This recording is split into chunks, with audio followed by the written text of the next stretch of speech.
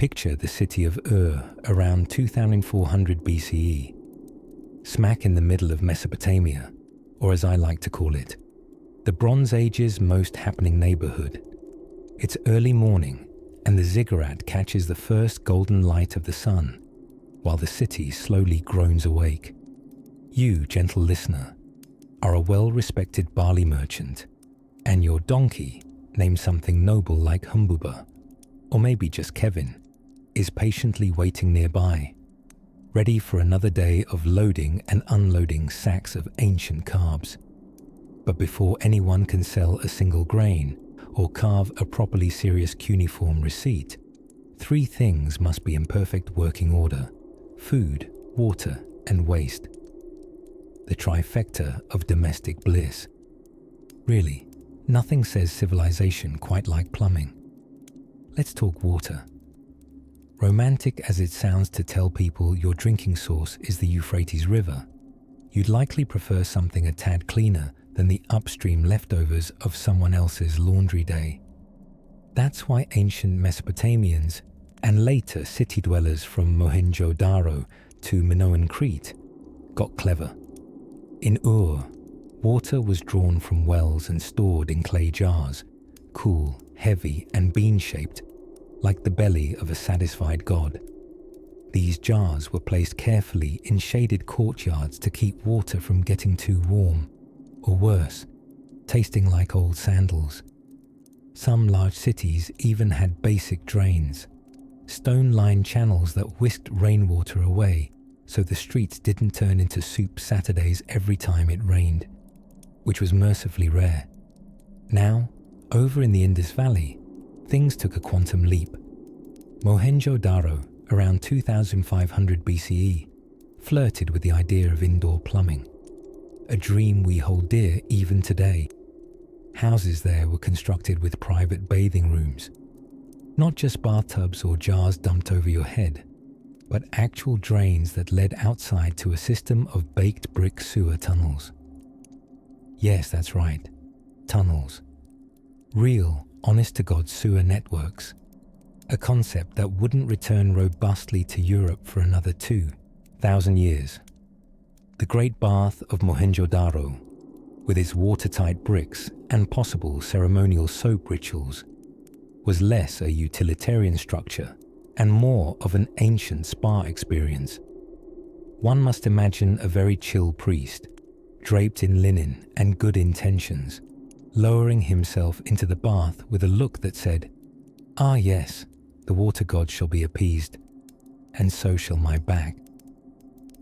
But no matter how divine the bath, and let's be honest, that bath slapped, any system that distributes water must also deal with the water's post-career waste, a topic many ancient city dwellers approached with creativity, dignity, and, well, clay pots. The chamber pot was the time-traveling companion of every urban settlement for nearly 5,000 years. Used indoors, emptied outdoors, if you're lucky, into a designated cesspit. If you're less lucky, straight into the nearest street gutter, also known as someone else's problem. Rome would later elevate sanitation to a civic art form, but long before aqueducts and marble commodes, the quieter cities of the East got to snug urban hygiene in ways the West wouldn't fully mimic till much, much later. And I do mean snug. Houses in places like Çatalhöyük, a Neolithic town in what is now Turkey, were packed so closely that people climbed ladders and walked across each other's roofs just to get home. No streets, no alleys, no complaints about noisy neighbors, because let's face it, everyone could hear everything. Now imagine coordinating mealtimes, but meals weren't random acts of chewing. They were carefully managed community endeavors. Regional hubs often had markets, and most homes had their own clay ovens called tandoors, looking like stubby volcanoes that burped heat and baked lovely flatbreads. Food was heavily seasonal, deeply local, and thanks to preservation techniques like salting, drying, and pickling, surprisingly lasting. There's a good chance your ancestors dabbled in something very close to beef jerky and called it a winter-saving miracle. And if you were someone truly ancient fancy, you might even own or rent a granary slot. These were early-day storage units, absolute cathedrals of grain security. Your barley was safe behind thick mud brick walls, protected from rodents and that one uncle who always came over after harvest, promising to return it next week. So that's the early scaffold, before the Colosseums and cathedrals, before we worried about soup spoons and salad forks. Ancient people had systems, not always elegant, not always fresh-smelling, but deeply, impressively functional. And beneath it all, in clay pipes or sealed storage jars, in sun-baked bricks or communal drains, beat the quiet infrastructure of civilization, softly humming beneath the sandals of 1,000 anonymous feet. If these stories help you drift off, please subscribe to the channel. It would mean the world to me. And before you fully fade into dreamland, I would love to know where you're listening from and what time it is there. Let's leave our sleepy merchant in for now, sipping watered wine under a fig tree, knowing the water is clean, the food is dry, and the waste is, well, someone else's problem. Somewhere around 3000 BCE, give or take a missing calendar or two, the city of began to shimmer into existence from the Sumerian sands like a mirage with ambition. Nestled near the slow, sun-dappled bends of the Euphrates River, wasn't exactly what you'd call a tourist hotspot, not unless you were a goat, a priest, or a tax collector. But it was where people first started asking the big questions. How do we not die of thirst, starvation, or our own garbage? See, being one of the earliest cities the world has seen, had to figure this living together in one place thing out almost entirely from scratch. It's like trying to host a dinner party before plates had been invented, or soap. But necessity, that dear old mother of invention, gave the ancient cities their first dose of urban planning, with a touch of divine fear and seasonal flooding thrown in for good measure. Let's start with water. Ur's people weren't exactly cracking open designer flasks. No, they relied on the Euphrates like a clingy middle school crush. Half romance, half dependence, and the occasional disaster. Irrigation was their great breakthrough, and also how most of them got their cardio in. They dug canals, levees, and ditches with tools approximately as advanced as a persistent spoon. These channels laced the land like veins, bringing water from the river to thirsty crops in the fields beyond the city walls. But this irrigation wasn't just about making barley and emmer wheat feel special. It was politics, baby. Controlling who got water and when meant someone had power. And when water rights went wrong, oh dear, there's nothing quite so testy as a Sumerian landowner in a feud over barley yields. They even had laws about it in the Code of Ur-Nammu, one of the oldest legal codes we've got. Basically, flood thy neighbour's field, and thy neighbour shall flood thy weekend plans. Now imagine coordinating this in a time before Excel spreadsheets, or even regular literacy.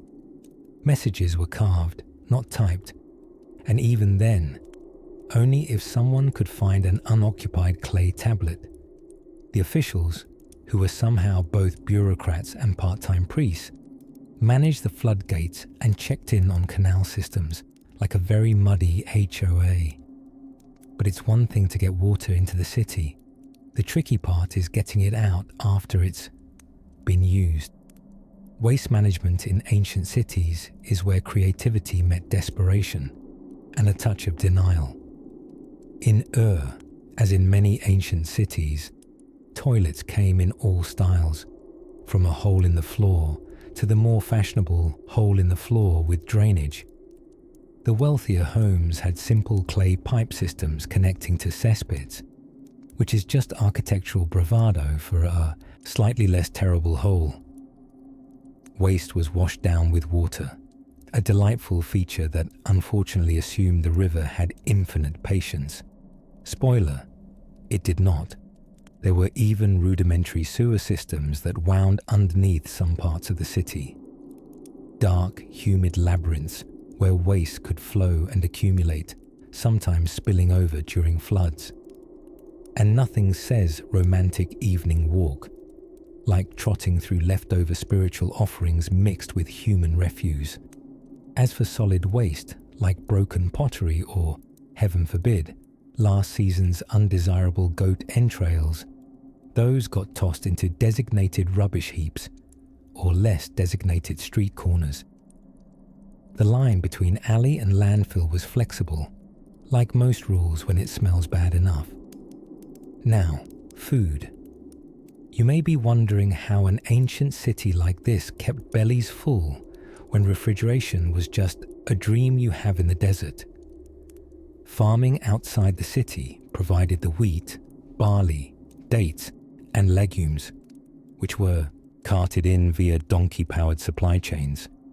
Grain was stored in ziggurat-adjacent granaries, stacked in sacks and guarded like it was gold, which, for a baker, it might as well have been. Markets were lively. The OG farmers' markets, complete with noisy bartering and suspiciously stoic goats. Everyone had their favorites: dried fish, salted meats, fermented drinks that may or may not have doubled as pest repellents. Traders from beyond the river brought delicacies like rare oils and exotic spices, the ancient equivalent of that one friend who always shows up with imported cheese. So in this early experiment called city life, ancient people wove together engineering, divine appeasement, and a tolerance for smells that would fell a modern health inspector. And somehow, against all odds and questionable hygiene, cities like endured. As the moon rises over the low mud brick skyline and the donkeys finally stop braying, we drift gently ahead to other places where more inventive and occasionally explosive solutions emerged for quenching thirst, growing feasts, and handling everything left behind. Let's drift now to the shadowy edges of the ancient Mediterranean, where the scent of crushed olives and sun-baked stone hangs in the air. Imagine a city, perhaps Carthage, that cunning old sea trader of North Africa. Or maybe Athens, prickly and philosophical, bustling with sandals and questions. These cities were dense clusters of humanity, long before anyone discovered scented candles or invented the concept of personal space. And in these cities, these crowded, dusty, fragrant hubs of history, people had mouths to feed. So how did they manage it without supermarkets, espresso machines, or the ever-reliable emergency frozen pizza? Let us wade softly into the world of ancient food provision, a world of clever planning, surprising logistics, and just a touch of culinary chaos. First, close your eyes and picture the agora, the open-air marketplace of the ancient world. It was not quiet, nor clean, nor particularly well sorted. Chickens did not respect stall boundaries. Merchants hollered like caffeinated sea lions. The scent of garlic mingled with aging fish, and the unmistakable presence of a goat that had wandered in uninvited. And yet somehow, this chaos fed entire populations. Food arrived via boats, carts, baskets balanced precariously on heads. Olives from the countryside, grain from Egypt, fish from an ocean that definitely wasn't refrigerated. In Rome, they called it the annona, the state-sponsored grain supply. Imagine a kind of ancient delivery service, delivering not pizza, but sacks of wheat to a city of over 1 million people. Get your carbs or get grumpy. The emperors knew that hungry citizens were dangerous citizens. Bread and circuses, as the saying went. Feed them, entertain them, and hope they don't ask why the roads are sticky. Then there were the bakers. Oh yes, the unsung, heroes of history. In Pompeii, flour mills ground grain into powder in great stone circles powered by donkeys. Or occasionally, by slaves walking in monotonous loops. Imagine being a professional human hamster. From that grain came loaves that were not light and fluffy, but dark, dense, and likely capable of chipping a tooth if bitten too enthusiastically. Bread, of course, was nearly sacred. In Egypt, it was currency, sustenance, ritual offering, and sometimes just bread. The pharaohs were fed on flatbreads, date cakes, and enough beer to warrant a rather hazy memory of existence. Yes, that's right. Alongside bread, beer was the beverage of choice. Thick, porridge-like brews slurped from ceramic jars, complete with floating grains. Bon appetit. And in icy contrast, there were the water systems that nourished these stomachs and livers. Of course, food is delightful, but without water, civilization gets prickly fast. The Romans, naturally, got ambitious. Immediately, they loved water with an enthusiasm matched only by modern hot tub owners. Enter the aqueducts, immense stone bridges carrying cool spring water over hills, across valleys, and occasionally through arrogant mountain ranges that simply wouldn't get out of the way. You know you're dealing with an empire when it looks at a mountain and says, "Let's go through it." These aqueducts arrived by law of the gradient, no pumps, just careful math. A slope so consistent and gentle that it made water obedient. A bit like teaching a cat to play fetch. Tedious, nearly impossible, and thus extremely impressive. Once inside the city, water split off like an indecisive tourist. Some rushed off to the public fountains. Others were diverted to bathhouses, and the rest trickled into private homes. If you were rich enough to afford a pipe carved from solid lead and brave enough to drink from it. Indeed, water delivery was a miracle of ancient planning, or at least of slave, labor, and fearless stone-cutting. It kept citizens clean, well, cleaner than otherwise, hydrated, and able to boil grains without the awkward step of asking the gods to intervene. Of course, with water and food flowing in, something had to go out. But worry not. That fragrant topic awaits us just around the next ancient alley, where a clay pot and a modest sense of hygiene patiently await their turn in the spotlight. In the winding alleys of ancient cities, where stone walls murmured centuries of secrets and sandals shuffled through sun-baked dust, the topic of food storage may not sound glamorous at first, unless you're fond of clay jars, clever tunnels, and the thrilling suspense of grain theft. Yet here, dear sleeper, lies one of the quiet marvels of civilization, the art of keeping things not rotten. You see, once a city had figured out how to grow food, and also how to not eat it all immediately, something miraculous happened. People could think ahead, plan, host, potlucks, build bureaucracies, schedule revolts. But none of this would have lifted off the ground without ancient methods of storing and preserving food. Let's drift for a moment to Mesopotamia, around 3000 BCE, or as we call it in the sleep narrating business, the golden age of barley hoarding. The Sumerians, ingenious lovers of irrigation and boundary disputes, stored grain in massive communal granaries. These were not your average backyard sheds. They were structured with deliberate ventilation, thick mud brick walls, and a sort of serial reverence that would put modern breakfast enthusiasts to shame. Grain was gold, not shiny, but less likely to stab you when you dropped it on your foot. But the Sumerians didn't just throw their food in a pile and hope for the best. No, they appointed official record keepers, scribes with clay tablets, and a surprising devotion to tallying wheat.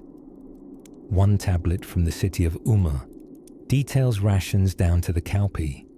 It's like the Excel spreadsheet of antiquity, probably with slightly fewer color-coding options, though arguably more charming. Now, farther west, in the sun-honeyed corners of ancient Egypt, the Nile did its divine flooding thing, and the Egyptians did their divine food-saving thing. Their granaries were smooth-sided to discourage rodents and elevated to thwart flooding. Inside, workers poured grain in through chutes, and when it was time to withdraw some, it came flowing out the bottom like a sandy hourglass. But instead of stressing over lost time, it was mostly just bread on the brain. And speaking of age-old carbs, the Egyptians also took a wild leap into food preservation that might be the ancestor of your favorite grocery aisle indulgence, fermentation. Yes, both bread and beer were fermented with flair. Bread was sourdough-ish, and beer was chunky, possibly spoonable, possibly terrifying. Nonetheless, it was nutritious and safer than water, which at various moments in history has been less refreshing mountain stream and more dear Zeus, what just wriggled in my cup. Now let's meander, slowly, like a slightly confused camel, to the Indus Valley, where civilization was surprisingly advanced and suspiciously tidy. In cities like Mohenjo-Daro, storage was a civic obsession. Grain bins were built from baked bricks, elevated above ground, and accessed by stairs. Imagine that. Stairs to your quinoa. These folks meant business. Archaeologists have even found evidence of standardized weights and measures, which hints at some sort of central authority, or at least a very passionate committee. Crops were stored in these granaries for redistribution in times of famine. A noble cause, and also an excellent excuse to avoid growing your own lentils. But not everything stored so nicely. Let us not forget the timeless struggle of meat, which is, by its nature, wonderfully edible until it's terribly not. Ancient people met this challenge with all the resourcefulness of a daytime cooking show under a tight budget. Salting, smoking, drying, hanging things in arid caves, and praying the neighborhood jackals had terrible manners. In China, by the time of the Zhou dynasty, food was not only preserved, but regulated by imperial mandate. They had granary administrators, grain inspectors, and food controllers. Not the action movie kind, sadly, but still impressive. They barrel-aged soy sauce. They pickled with vinegar. And they treasured dried fish like ancient smelly currency. All of this, these quiet revolutions of bucket, jar, and salted goose, meant that food survived longer, which meant people survived longer, which meant cities could grow, diversify, and eventually invent even more sophisticated wonders like plumbing or traffic. So as you let your eyes close and your thoughts drift, know that under ancient roofs and between sun-dried walls, people moved with wisdom and ritual to protect their nourishment. Not because they had to, though they did, but because deep down, somewhere beneath the layers of dust and amphorae, they believed that food was worth the wait. And so, tomorrow, we shall wander through the trickling genius of aqueducts and the gentle genius of ancient wells, the slow, sacred dance of cities finding their thirst. As the sun crept over the baked bricks of Uruk or the white limestone walls of Mohenjo-Daro, someone had already been up for hours, hauling water, grinding grain, and regrettably sweeping out yesterday's public offerings from the neighborhood latrines. It's a glamorous life history. And if you think modern city life is exhausting, just be thankful you're not the one in charge of feeding, watering, and depooping a Bronze Age metropolis. Let us drift ever so gently into the winding alleys of ancient city planning, where the humble but heroic engineers of the past faced three mighty beasts: thirst, hunger, and the ever unpopular necessity of where to put it all. To understand how cities manage their daily dinner and drainage conundrums, we first glide to the Indus Valley around 2500 BCE, where the cities of Mohenjo-Daro and Harappa stand like softly murmuring dreams on dusty plains. Now, the folks here didn't leave behind glowing epic poems or gratuitous self-written kingly odes.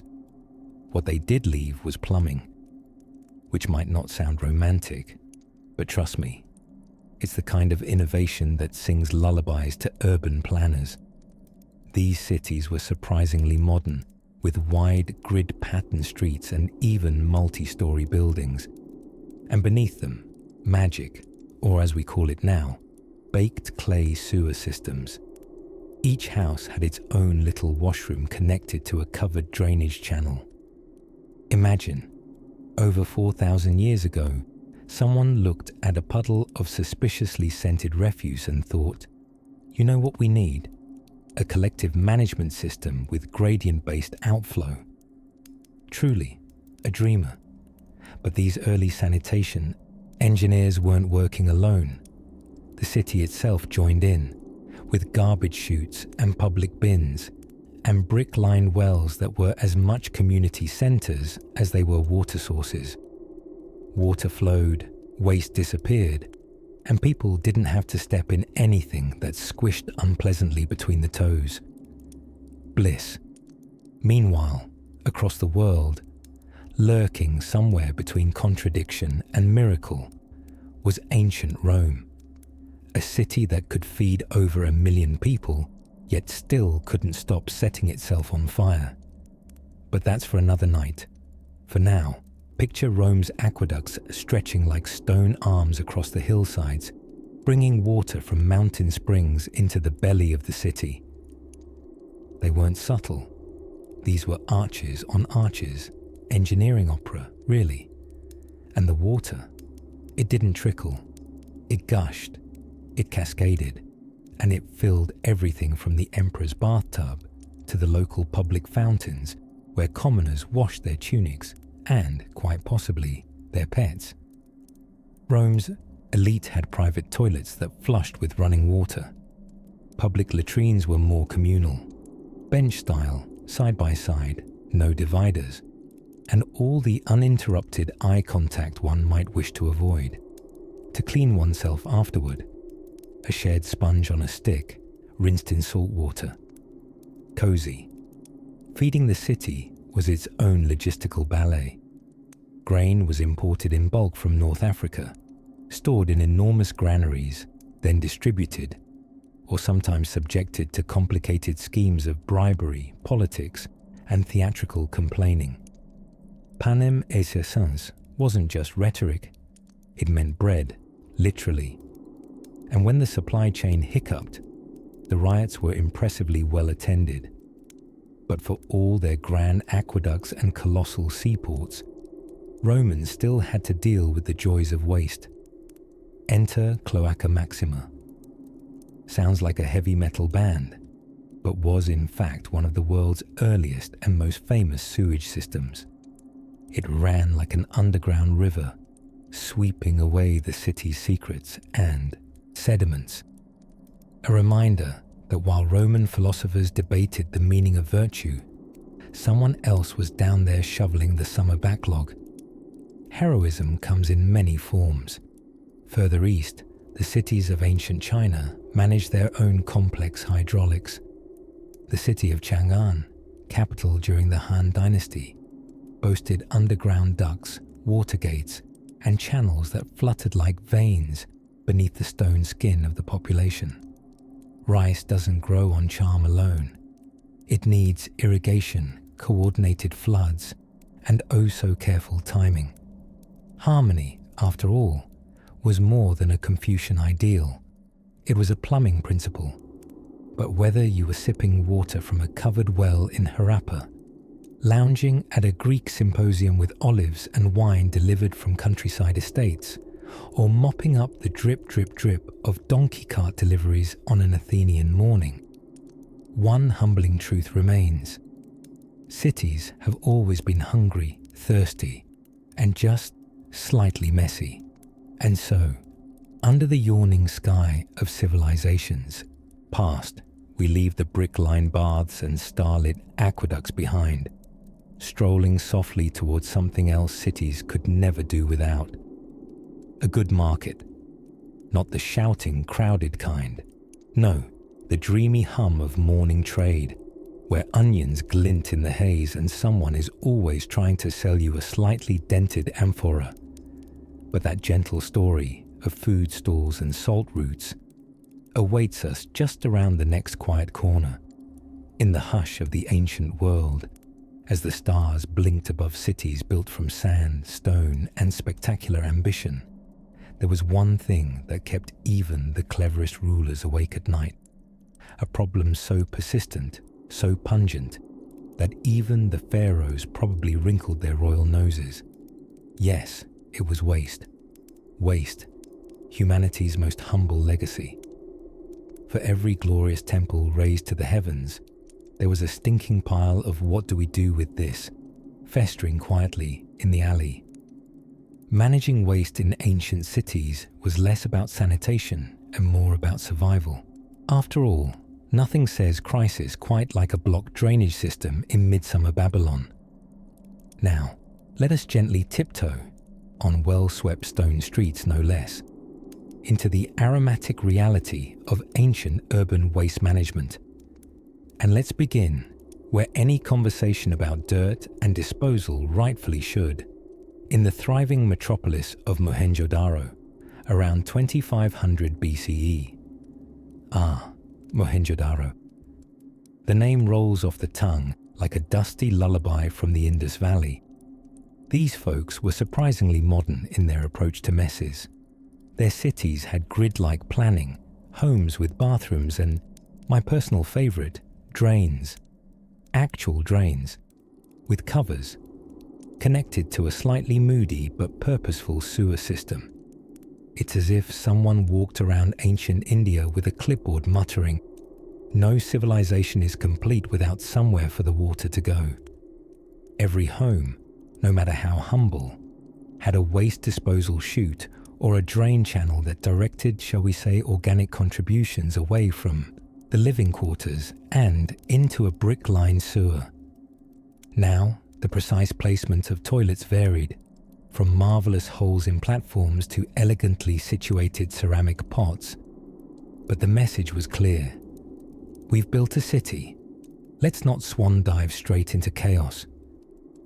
Next, let's delicately cross into the Greek world, pausing briefly at Athens, a city known for its philosophers, olive oil, and a rather unenthusiastic relationship with public sanitation. You see, ancient Athens was cleaner than some of its contemporaries, true, but it lacked the thorough order of the Indus. Household waste was collected in chamber pots and, brace yourself, often flung into the streets.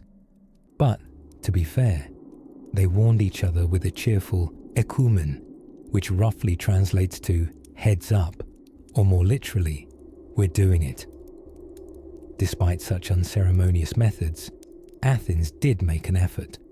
Latrines existed, sometimes shared communally, and even public toilets, though they were more functional than glamorous. Waste, once on the ground, had a fate fit for the lowest form of reincarnation, being swept manually into rudimentary drainage channels or hauled away by labourers whose job descriptions we can only imagine were complex. But the Romans, took it to another level. If sanitation were a sport, Rome would host the championship while charging admission and selling olives on a stick. The Eternal City's Cloaca Maxima, the Great Sewer, was a triumph of engineering, and one of the earliest examples of taking waste seriously, with granite. Originally built to drain marshy land, it evolved into an elaborate, rather noble tunnel system beneath the city.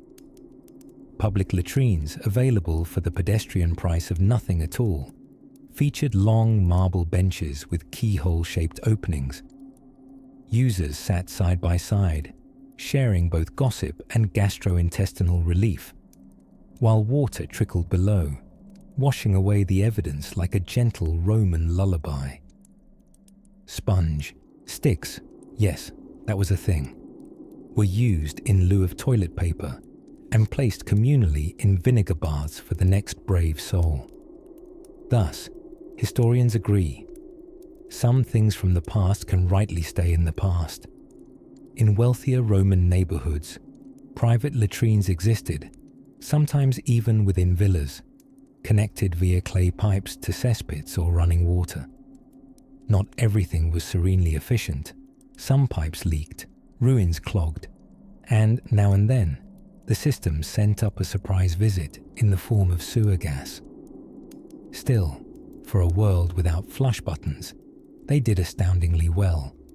Meanwhile, in Han Dynasty China, a quieter revolution was flowing through countryside manors and city centers. The Chinese employed pit toilets, but with an agricultural twist. They collected human waste, sanitized it with lime or ash, and used it as fertilizer.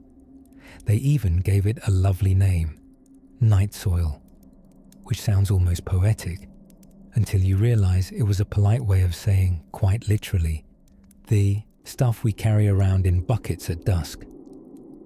These waste collection systems were surprisingly organized. People paid collectors who would journey each night, emptying chamber pots and transporting the prized produce to farms. There, it completed its noble destiny among vegetables. Some might say it was the original closed-loop system. So, whether slid down chutes in Indus alleyways, lobbed overhead in Athenian streets, flushed through Roman conduits, or ladled into buckets bound for soybean fields in China, waste proved itself a most relentless companion of human progress. And although it rarely earned statues or poetic odes, it quietly shaped our cities, forcing innovation, infrastructure, and the occasional vinegar bath. Now, let us leave the drains behind and turn our gaze upward to rain barrels, aqueducts, and the miracle of water systems. After all, before anything could be flushed or washed away, it first had to flow in. If we pause to whisper our way down the quiet corridors of time, past the clamour of chariots and the smell of ancient street vendors' questionable stews, we find ourselves wandering into the softly echoing courtyards of history's less glamorous heroes, the water workers, grain stackers, and waste haulers of early cities, those unsung logistics magicians who, without magic, kept thousands of mouths fed, thirsts quenched, and, most impressively, outright chaos contained in the flushless world of pre-modern urban convenience. As our dreams drift toward ancient Egypt, because of course nothing says relaxation like the distant hum of hieroglyphs, we find the city of Thebes nestled along the Nile. If cities had favorite family members, the Nile was theirs. Part grocery store, part plumbing system, part traveling carnival when it flooded just right. Every year, Egyptians threw a festival for the river's dependable chaos, quietly thankful that the Nile hadn't decided to cancel spring. Food-wise, Thebes operated like an extravagant, sun-drenched pantry. Harvests from barley, wheat, and emmer were hauled in baskets by workers with impeccably balanced posture. These harvests were then stored in granaries, which were basically ancient airtight fridges, minus the light inside and the tiny bottle of Dijon that expires in 1190 BC. The distribution of this food was delightfully bureaucratic. Scribes with a flair for precision, imagine a librarian with a clay tablet and an attitude, kept strict records of who got what. Your job description determined your rations. An artisan carving a temple wall might receive more beer and bread than a worker sweeping out goat feathers. And what does a city do with goat feathers, you ask? Exactly. That's why the sweeper got less. Even the mighty pharaoh issued ration slips. Though let's not pretend he waited in line. More likely, some poor official got the early morning duty of tiptoeing into the palace to declare, "Your Majesty, your barley biscuit allowance awaits." Imagine whispering that before coffee. Water, of course, was piped in, if piped is the right word for ceramic channels and gravity doing all the work. The aqueduct hadn't yet debuted its Roman career, so the Egyptians simply let the Nile overflow tidally into channels they had kindly scratched into the earth, like a grandmother corralling rowdy grandchildren with nothing but a gentle look and a wooden spoon.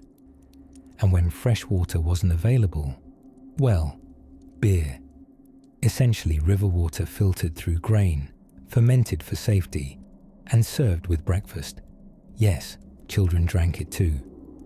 Because in a world without filters or pasteurization, beer was somehow the healthiest hydrating option. You weren't tipsy, you were hydrated, medicated. Winding further along the dusty lanes of ingenuity, we stop briefly at waste, not because it's glamorous, but because ignoring it makes it worse. Ancient latrines were sun-drenched and surprisingly democratic. In some cities, public toilets operated as open-air conversations with strangers over a shared stone trench. Privacy wasn't invented yet, and apparently, modesty was for people who hadn't heard how efficient squatting beside your neighbor could be. Waste was usually collected in pits, scooped, and repurposed as fertilizer. Night soil collectors, as they were sometimes known, had the dubious honor of being simultaneously crucial and socially avoided. Like a celebrity no one admits to liking, but whose work puts food on everyone's table. Of course, not every civilization handled its doings with such structured flair. Over in Mesopotamia, where cities sometimes popped up where no water naturally flowed, clever engineers etched canals across sunburnt landscapes, turning them into liquid highways, and their toilets. Most private homes had a small room over a clay pot. Simple, effective, mildly aromatic, but nothing perhaps was quite as ambitious as the Indus Valley civilization, where cities like Mohenjo-Daro were so well plumbed that you could politely excuse yourself and follow an actual drain. Brick-lined streets with gentle slopes and covered channels made sanitation look effortless, until you remember this was 2600 BCE, and everyone else was sort of winging it, and occasionally just using a bush. At the root of it all was balance. Ancient cities were delicate organs in sprawling bodies of civilization, each beating not with war drums or oracles, but with the quiet, methodical, sleepy rhythm of getting food in, clean water around, and waste out, day after dusty day. And as the stars twinkle above mud brick rooftops and flickering oil lamps gutter in ancient courtyards, we follow a breeze down a narrow alley where another question begins to form.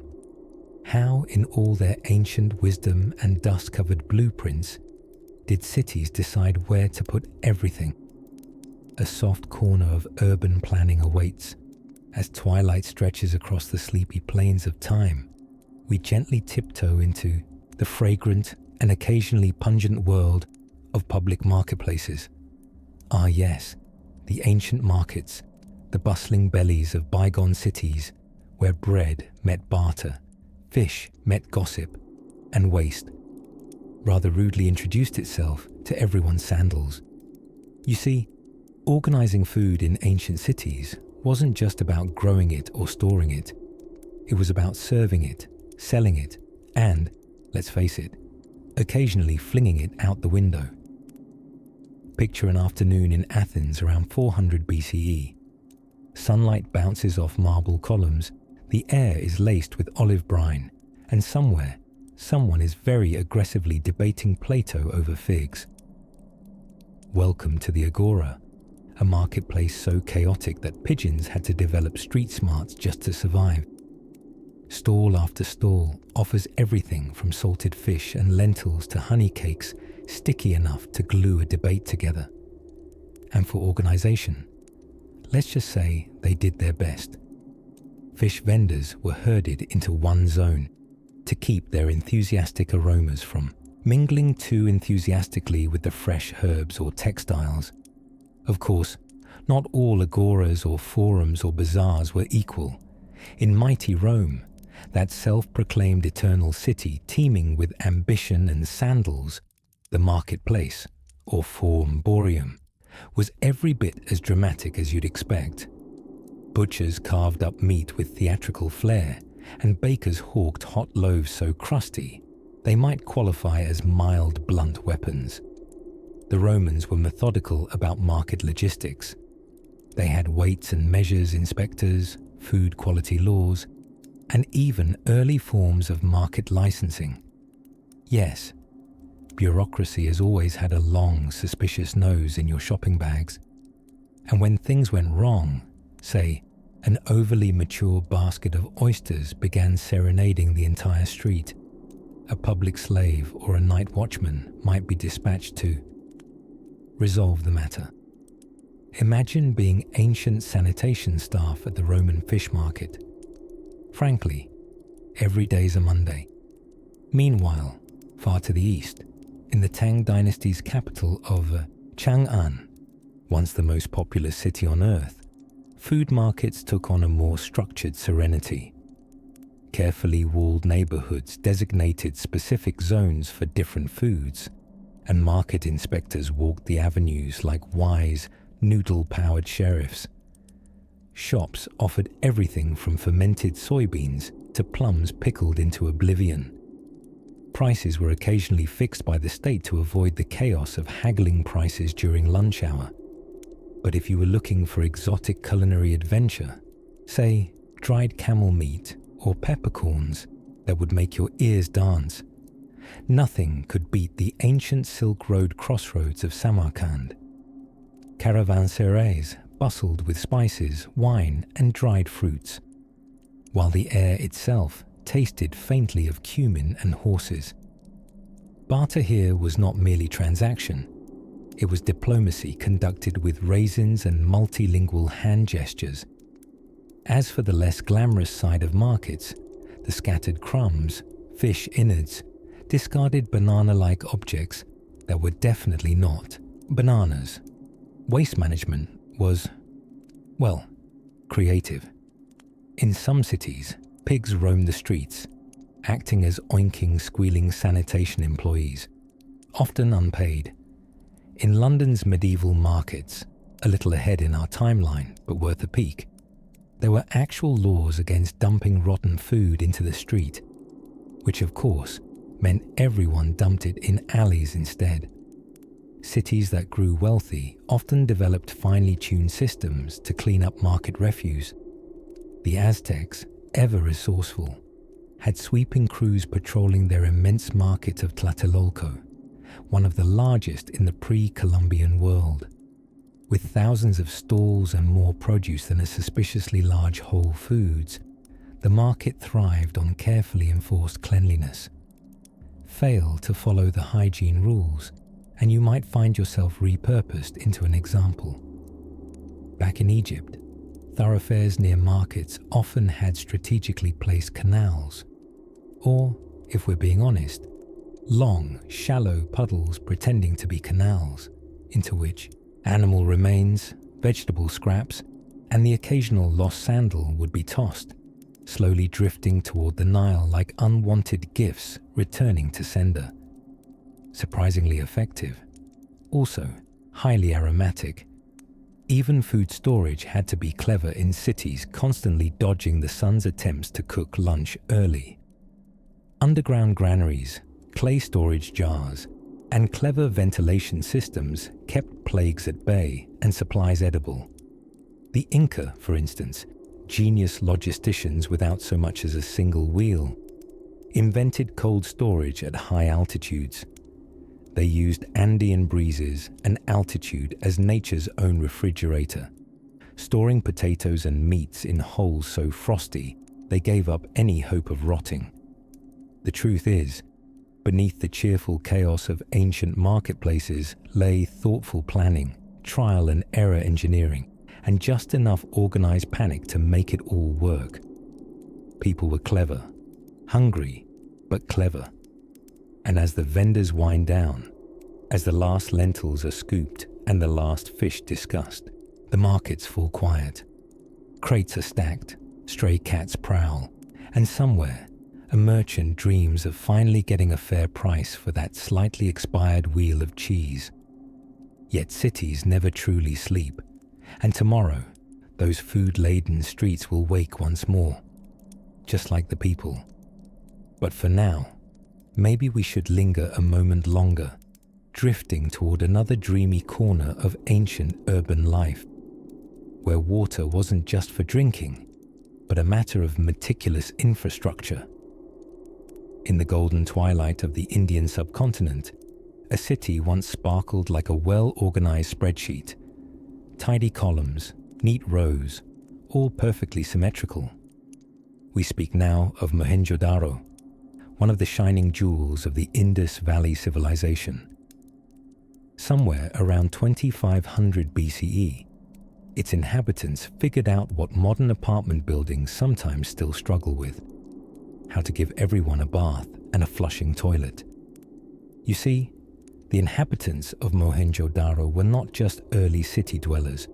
They were avant-garde in the fine art of municipal plumbing. While other cities worried about building walls or setting kings on fire for fun, the people here asked a more civilized question: where, precisely, should our waste go? Let's start with the Great Bath, a large, sunken brick basin, some 39 feet long and 23 feet wide. No one is quite sure why it existed, perhaps for ritual purification, perhaps just because they enjoyed a good soak on a breezy Tuesday.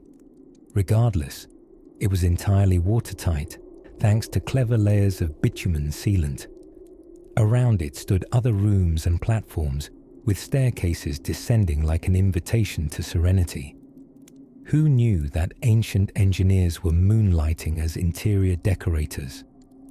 The bath had drains, of course. Long, baked clay pipes that sloped gently to carry used water away, much like winding mountain trails, only wetter and practical. These drains eventually connected to covered sewer systems that led outside the city, probably into fields or rivers, though the citizens of Mohenjo-Daro were considerate enough to do this downstream.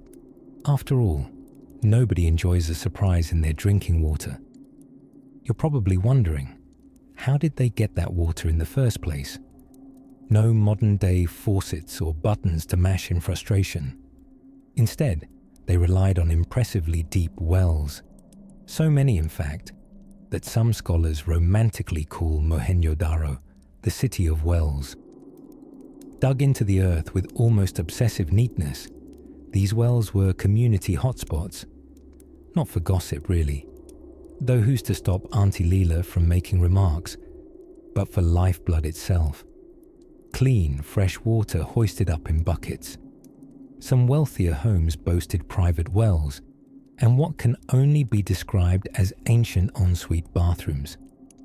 Picture a small room with a sloped floor, a strategically placed hole, and underneath, a cleverly disguised jar that probably made servants want to ask for a raise.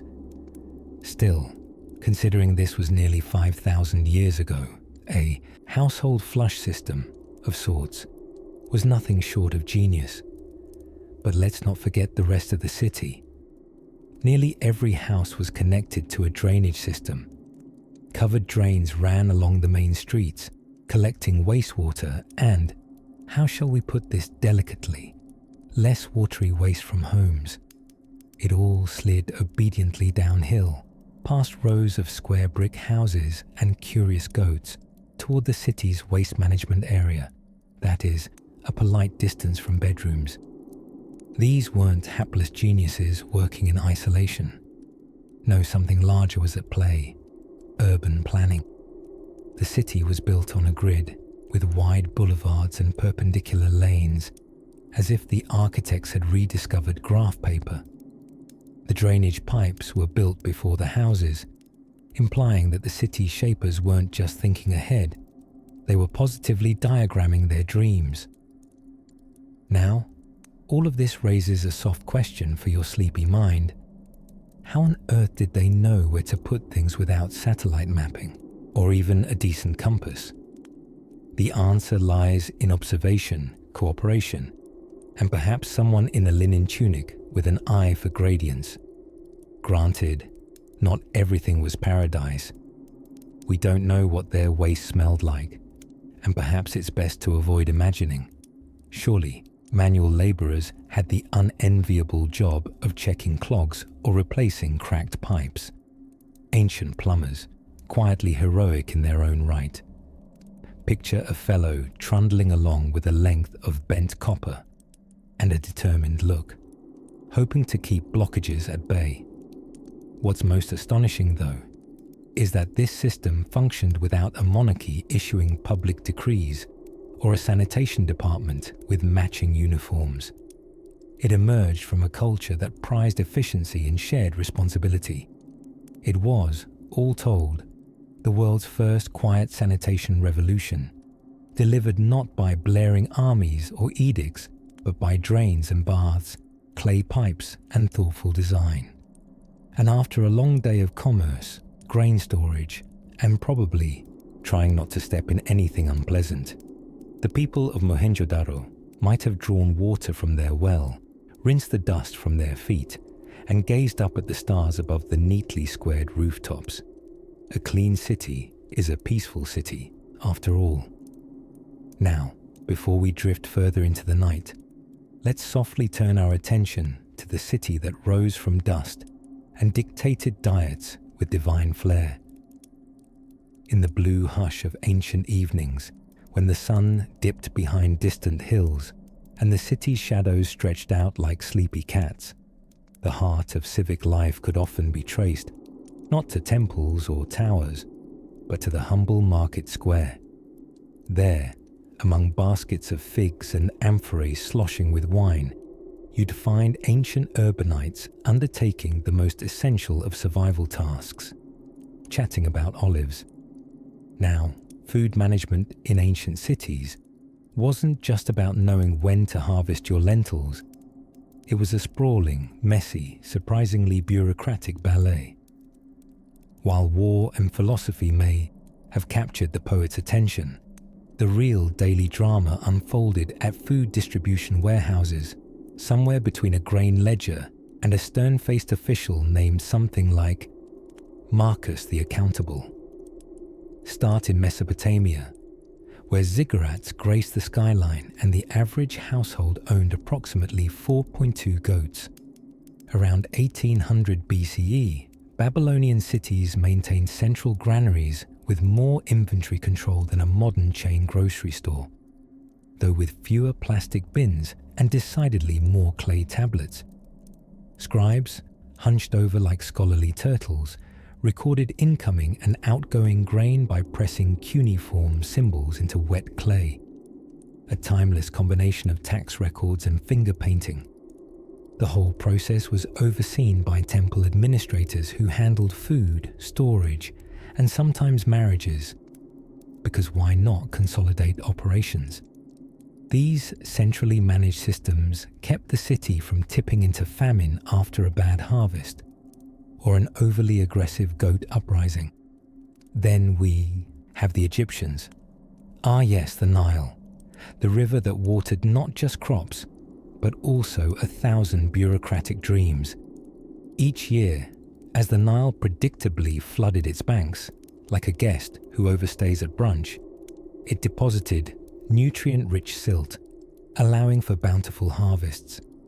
These were meticulously chronicled by scribes who had as many hieroglyphs for wheat as modern foodies have terms for bread, from sourdough to emotionally supportive focaccia. The state collected food as tax, which was either redistributed or stored in granaries tall enough to cast small shadows. Visualize endless rows of clay jars stretching to the horizon, like a very ancient, very perishable IKEA showroom. But oh, the Romans, masters of roads, senators, and sandals, but also of grain logistics.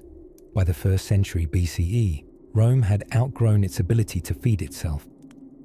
Enter the annona, a public grain distribution system that made sure citizens were fed, likely as a way to prevent the kind of uprisings caused by intellectually stimulating hunger-induced conversations. Grain flowed in from Egypt and North Africa, across the Mediterranean, like very dry, flaky diplomacy. It arrived at the port of Ostia, was taken upriver by barge, and finally stored in mammoth warehouses in Rome. Actual mountains of flour, carefully guarded, and probably occasionally napped upon by sleepy warehouse workers. Grain wasn't simply handed to citizens. No, that would be inefficient. Instead, recipients were issued tokens, like ancient meal vouchers, except made of bronze and taken very seriously. Citizens queued, tokens in hand, for their monthly ration like it was the premiere of a toga-themed Netflix show. This system helped soothe the economic divide and, more importantly, prevent the kind of public unrest best documented by angry mobs waving stale bread like pitchforks. Still, food management wasn't always so generous. In Athens, many food-related decisions depended not on royal decree or temple mandate, but the marketplace. The agora bustled with sellers, hagglers, and philosophers, pretending not to care about olives while casually sniffing them. Inspections were conducted to keep merchants from watering down wine or mislabeling dried fish, which sounds minor until you've tasted ancient Greek fermented flounder and realized you've been duped. In the market, food wasn't merely sustenance, it was political, social, and downright personal. Banquets were status symbols, bread distribution could swing public favor, and access to imported goods spoke of connections that spanned seas, bribes, or at the very least, cousins in Corinth. Even cities in Mesoamerica, like Tenochtitlan, dazzled the Spanish with grand marketplaces unmatched in Europe. You could stumble across fresh produce, fine obsidian blades, and the occasional roasted salamander, served probably with chili and a side of rich cultural misunderstanding. Across centuries and continents, the feeding of cities was a quiet triumph. Not as glamorous as conquest or as poetic as philosophy, but more vital than both.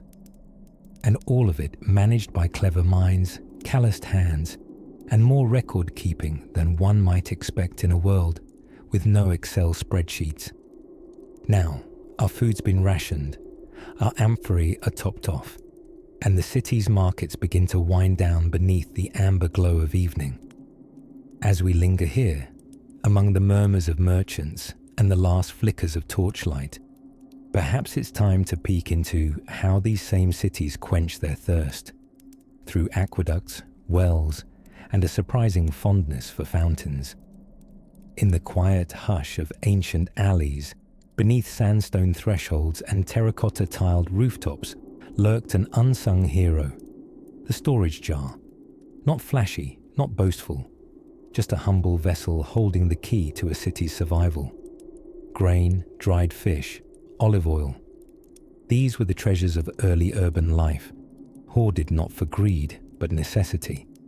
And in that age before refrigeration, vacuum sealers, or alphabetized pantries, ancient people got alarmingly creative about keeping lunch edible until tomorrow. Let us linger now in a Mesopotamian storeroom, dimly lit by a flickering oil lamp, the walls cool with baked mud brick. Shelves are neatly laden with bowls of lentils, amphorae of barley, and baskets lined with fig leaves, snugly filled with dates. Storage wasn't just convenient, it was strategic. Here, the Sumerians weren't just thinking about dinner, they were outfoxing famine. Floods visit the Tigris and Euphrates with all the punctuality of a moody cat. One year's bumper harvest might be next year's beggar's feast. So the wise city dwellers of tucked their abundance in earthen jars, sealed with clay and covered with woven lids. Mostly vermin-proof, mostly. And lest you think that storage was left to random stacking and hopeful guesses, no. There was a system. Some of the earliest examples of writing: inventory lists, 2 measures of wheat, 3 goats, and an accidentally flattened scribe. Cuneiform tablets kept track of which warehouse held what. Bureaucracy, meat barley, skip the Euphrates and hop over to the Nile. And the ancient Egyptians had their own flair for food logistics. Granaries, more like tiny pyramids for rice and wheat, dotted temple and farmland alike. These weren't just stockpiles. They were the very pulse of Pharaoh's domain.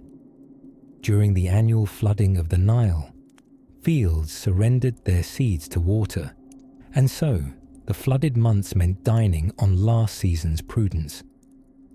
Middle Kingdom scribes even tracked distributions, recording who got how many baskets of grain.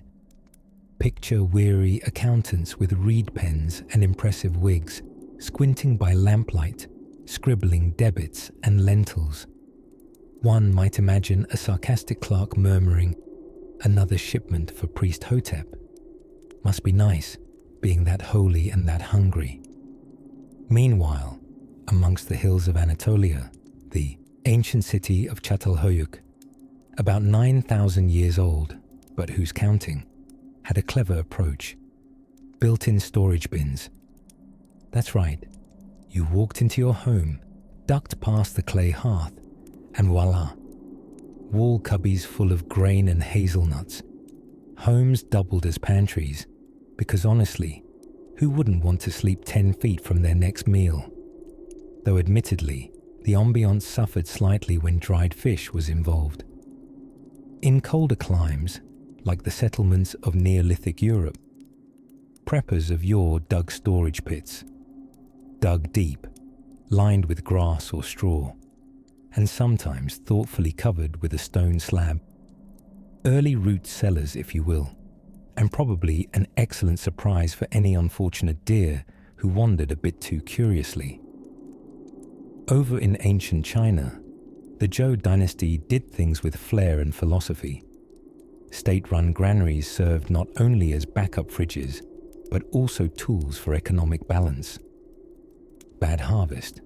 Release grain from stores to lower the price and feed the people. Good harvest. Buy up excess to prevent crash and spoilage. In essence, proto-Keynesian economics, but with millet. And don't overlook the importance of fermentation. Nature's way of saying, we can make this last longer and also taste funky. Sauerkraut, fish sauce, fermented barley beer. If it could be mildly pickled or strongly bubbled, ancient people made it a specialty. Roman garum, that delightfully pungent fishy essence, was aged in giant vats under the sun, a method which proved less delightful for the noses of passers-by. Ah yes, a Roman might remark, that smell of civic prosperity wafting from the marketplace. So storage wasn't just a question of keeping things from spoiling. It was civilization's cupboard, it was security, and it was conversation. How's your grain level? A far more relevant small talk topic than the weather in lands where famine could undo dynasties. And as the years pressed forward and cities swelled with ambition, so too did their storage needs. The rooftops got wider, the amphorae got taller, and somewhere, a warehouse manager with an impressive beard muttered, "We're going to need a bigger shelf." But of course, no matter how well you planned your cupboards, or how many vats of pickled radish you buried behind your cousin's house, eventually it had to go in a pot. Because stockpiling is only half the story. Come a rumbling belly and an evening fire, someone had to turn that millet into magic. And so, with the shelves full and stomachs beginning to grumble, let us wander next to the kitchens of the ancient world, where meals were more than just food. They were ritual, invention, and sometimes a delightful culinary accident that started with, "Oops, I dropped that in. Let's see what happens." While water and food might have been the stars of the civic soiree, the real backstage hero of any ancient city was waste management. Oh yes, glamorous, no, essential, absolutely. For when humans gathered together in groups larger than, say, a cave-dwelling community center, waste, in all its fragrant forms, tends to accumulate. And there's only so much you can pretend isn't there. Let's drift down the cracked stone avenues of ancient Rome, a city famous for both its marble magnificence and its rather advanced appreciation of urban plumbing. Beneath the bustling markets and grand forums, where senators argued about cloaks and taxes, an invisible but vital world pulsed with sewage.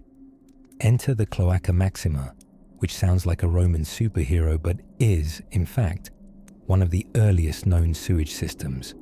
Originally an open ditch, the Cloaca Maxima evolved into a grand subterranean chamber that could easily double as a villain's lair in a toga-themed mystery.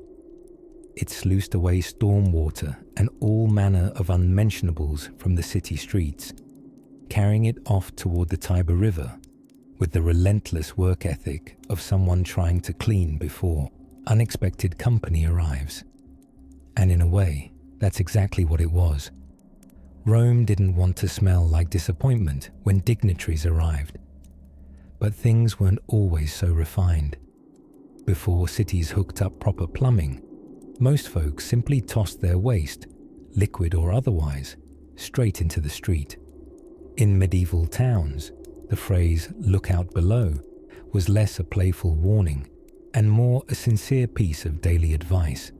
In fact, some legal codes required people to shout before dumping anything out a window. In Paris, before it was a land of croissants and melancholy accordions, the streets were quite literally revolting. Cleaning crews known as rake men attempted to shovel human waste into carts while avoiding being hit by fresh air-to-ground bombs. You could measure your social status by how far you lived from a cesspool. When the wind changed direction, even the wealthy weren't immune. Eau de latrine was quite the democratic scent. In ancient Mohenjo-Daro, however, they took a more civilized approach, because nothing sends you into a dreamy slumber like Bronze Age sanitation. The people of this early Indus Valley city built private toilets inside their homes. Some houses even had vertical chutes that whisked waste away into covered drains. A feat all the more remarkable considering this was around 2600 BCE, when most people were still wrestling with the basic concept of socks. And speaking of dreams, imagine drifting off in ancient Athens, lulled by the gentle splash of amphorae being emptied. The Greeks, philosophical as ever, considered waste disposal an essential part of a just society, but they were also pragmatists, so much so that public toilets were communal affairs, lined with benches full of strategic holes. There's no record of whether deep conversations about Plato's cave occurred mid-use, but it surely must have made for some memorable philosophical awakenings. Back in China during the Han Dynasty, waste wasn't just an inconvenience, it was a resource in disguise. Night soil, or human excrement, was diligently collected and reused as fertilizer. Private vendors would stroll through neighborhoods, bearing buckets and optimism, door to door, offering to trade sanitation for soil enhancement. Not the most glamorous of professions, but incredibly important for food production. And resilience, dear listener, often comes in buckets. Now, you may be wondering, where did all this go at night? Surely ancient cities didn't smell like fresh meadows after dark. And you'd be right. Most cities, especially in dense neighborhoods, developed ways of coping. Perfumed children's toys, incense wagons, herbs tucked in door frames. Anything to gently encourage the air to pretend it contained only the most delicate of aromas. Eventually, the concept of sewers with water flow caught on.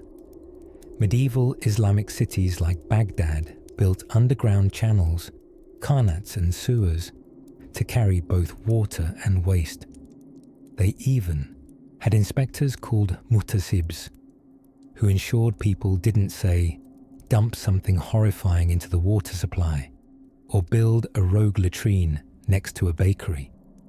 Civilization, after all, is built upon such unsung heroes, and still, despite all this innovation, humanity has always found creative ways to come back to square one. Festivals, overcrowded cities, broken pipes, all lead us back to that age-old truth. Wherever humans are, waste will follow. And where there is waste, there will be someone, often underappreciated, usually tired, who steps up with a bucket, a hose, a cart, or a plan. With waste temporarily tamed beneath the city stone, it's time we gently nudge open another door, one that leads not to the outhouse, but to the kitchen. After all, what comes out must have gone in. Let's wander toward the bread ovens and spice-scented stalls and see how the ancient world fed its people in the first place. By the time the sun kissed the rooftops of ancient Carthage each evening, something rather miraculous had already taken place. Every person, goat, grain sack, amphora of wine, and pile of questionable leftovers had somehow been fed, watered, and scrubbed in a city built before indoor plumbing was more than a philosopher's pipe dream. And yet, here we are, centuries later, marveling at how people managed to live in such places without everything exploding into flames or an olfactory nightmare. The secret? Systems. Lots of systems. Some brilliant, some bizarre, and some, well, constantly on the brink of being overtaken by rats with better organizational skills. But Carthage, like many ancient cities, had its moments of sheer ingenuity. Let's talk water first, because without it, everything else falls apart faster than a Roman senator's toga in a fountain. Ancient Carthage, perched on the northern coast of Africa, wasn't blessed with rivers snaking through its city center like a convenient plumbing fantasy. So they turned to, aqueducts. Ah yes, the aqueduct, that stone supermodel of municipal pride. Carthage's engineers were not exactly subtle about their work. They borrowed Roman methods with such flair that they might have earned a lawsuit for intellectual property infringement had the Romans known. Water traveled across miles, from far-off springs through carefully sloped stone channels, arriving gently into reservoirs, public fountains and cisterns. Cisterns, by the way, are just fancy jars you can fall into if you're not careful. But Carthaginian ones were enormous and majestic, like if a bathtub and a cathedral had a baby. Some so massive they could have housed entire orchestras of people playing nothing but harps made from dried anchovies, though no records confirm this occurred. Yet, now, water is lovely, but it doesn't stay lovely if it's used for every task from soup to laundry to, well, the stuff that happens after soup. Managing waste in these ancient hubs was a study in creative engineering and public denial. Streets often doubled as drainage channels. The more elegant term was surface runoff, but really, it meant that when it rained, everything the city had been politely ignoring got its moment in the spotlight. Roman writers, eternally horrified by everything non-Roman, described Carthaginian streets as something between a salad bowl and a sewer. They weren't very open-minded, the Romans. But bless them, they took notes, which is how we know what we know. Petty historians make the best sources. Still, Carthage didn't wallow in its waste. They had a particular knack for recycling before it was trendy. Organic refuse, from kitchen scraps to what we now term night soil, could be sent off to the fields surrounding the city, enriching the earth and producing more delicious figs than 12 armies could politely decline. What wasn't composted might be dumped into pits outside the city, cleverly uphill from the prevailing winds, small mercy to the noses within the walls. Now, food. Oh, glorious, perilous food. Cities like Carthage had to feed tens of thousands of residents, plus whatever extended uninvited relatives showed up around dinner. Farmers from the countryside brought in harvests with oxen carts or, in lean times, with disappointed sighs. Granaries rose like stone-covered bread loaves, fortresses of flour, meticulously ventilated to keep out rot and vermin, though not always successfully. Rats, as it turns out, were already evolving into Olympic-level snack thieves. Markets buzzed like bees on espresso. Stalls overflowed with olives, figs, dates, dried fish, and herbs that probably made soup taste like a love poem. Fishmongers hawked their wares beside butchers, and if the smells got overwhelming, one needed only to stroll a few paces to the public fountains, where children splashed and philosophers tried not to get their scrolls wet. Between all the collecting, storing, transporting, and strategically ignoring of less glamorous byproducts, ancient Carthage kept itself fed, hydrated, and functional. A minor miracle, considering the absence of plumbing, modern refrigeration, or food delivery apps. One could imagine a Carthaginian citizen rolling their eyes at a neighbor's donkey, causing a traffic jam while trying to deliver lentils, and thinking, ugh, it's like living in the past. And yet, they managed, with stone, muscle, ingenuity, and perhaps a little denial.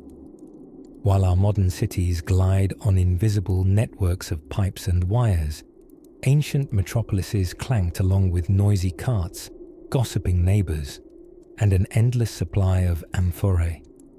But they kept moving, kept adapting.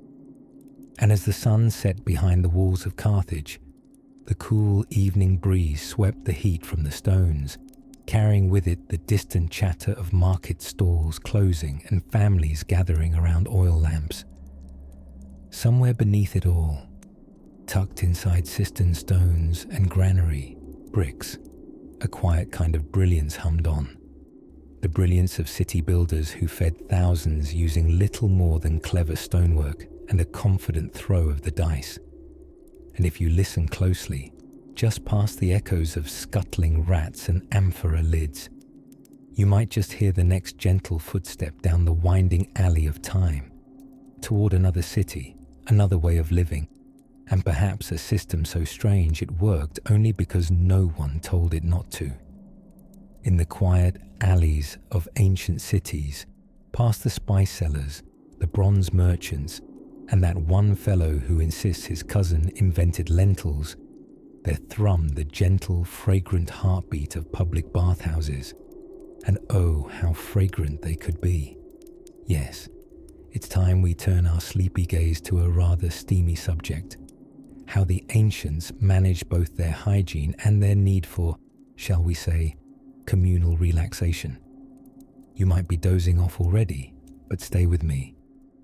We're about to take a warm, soapy stroll through marble halls and terracotta plumbing. Let's begin in Rome, that bustling mosaic of senators, sandals, and sewage. To the Romans, cleanliness wasn't just next to godliness, it was practically a civic duty. The Roman thermae, or public bathhouses, were the wellness centres of the empire, only with fewer eucalyptus-scented towels. They were architectural marvels, multi-room facilities featuring cold plunges, hot rooms, heated floors, and probably at least one statue glaring at you while you bathed. Water was piped in through the aqueducts, which, despite their stately appearances, functioned like ancient water slides for the city's thirst.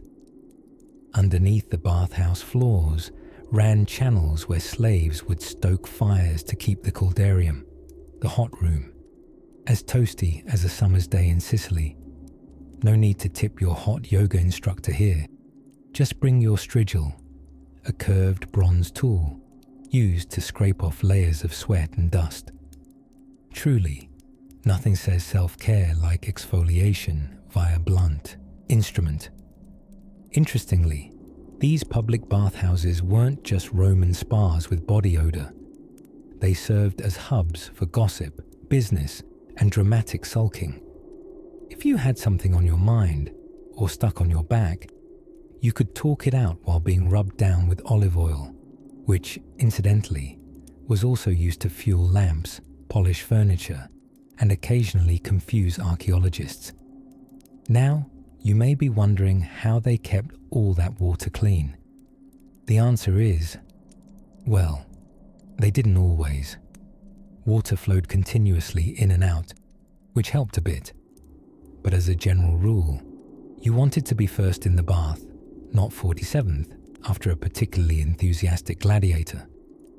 Still, considering the alternative was not bathing at all, most folks happily dove in, grime and all, and it wasn't just Rome having all the splashy fun.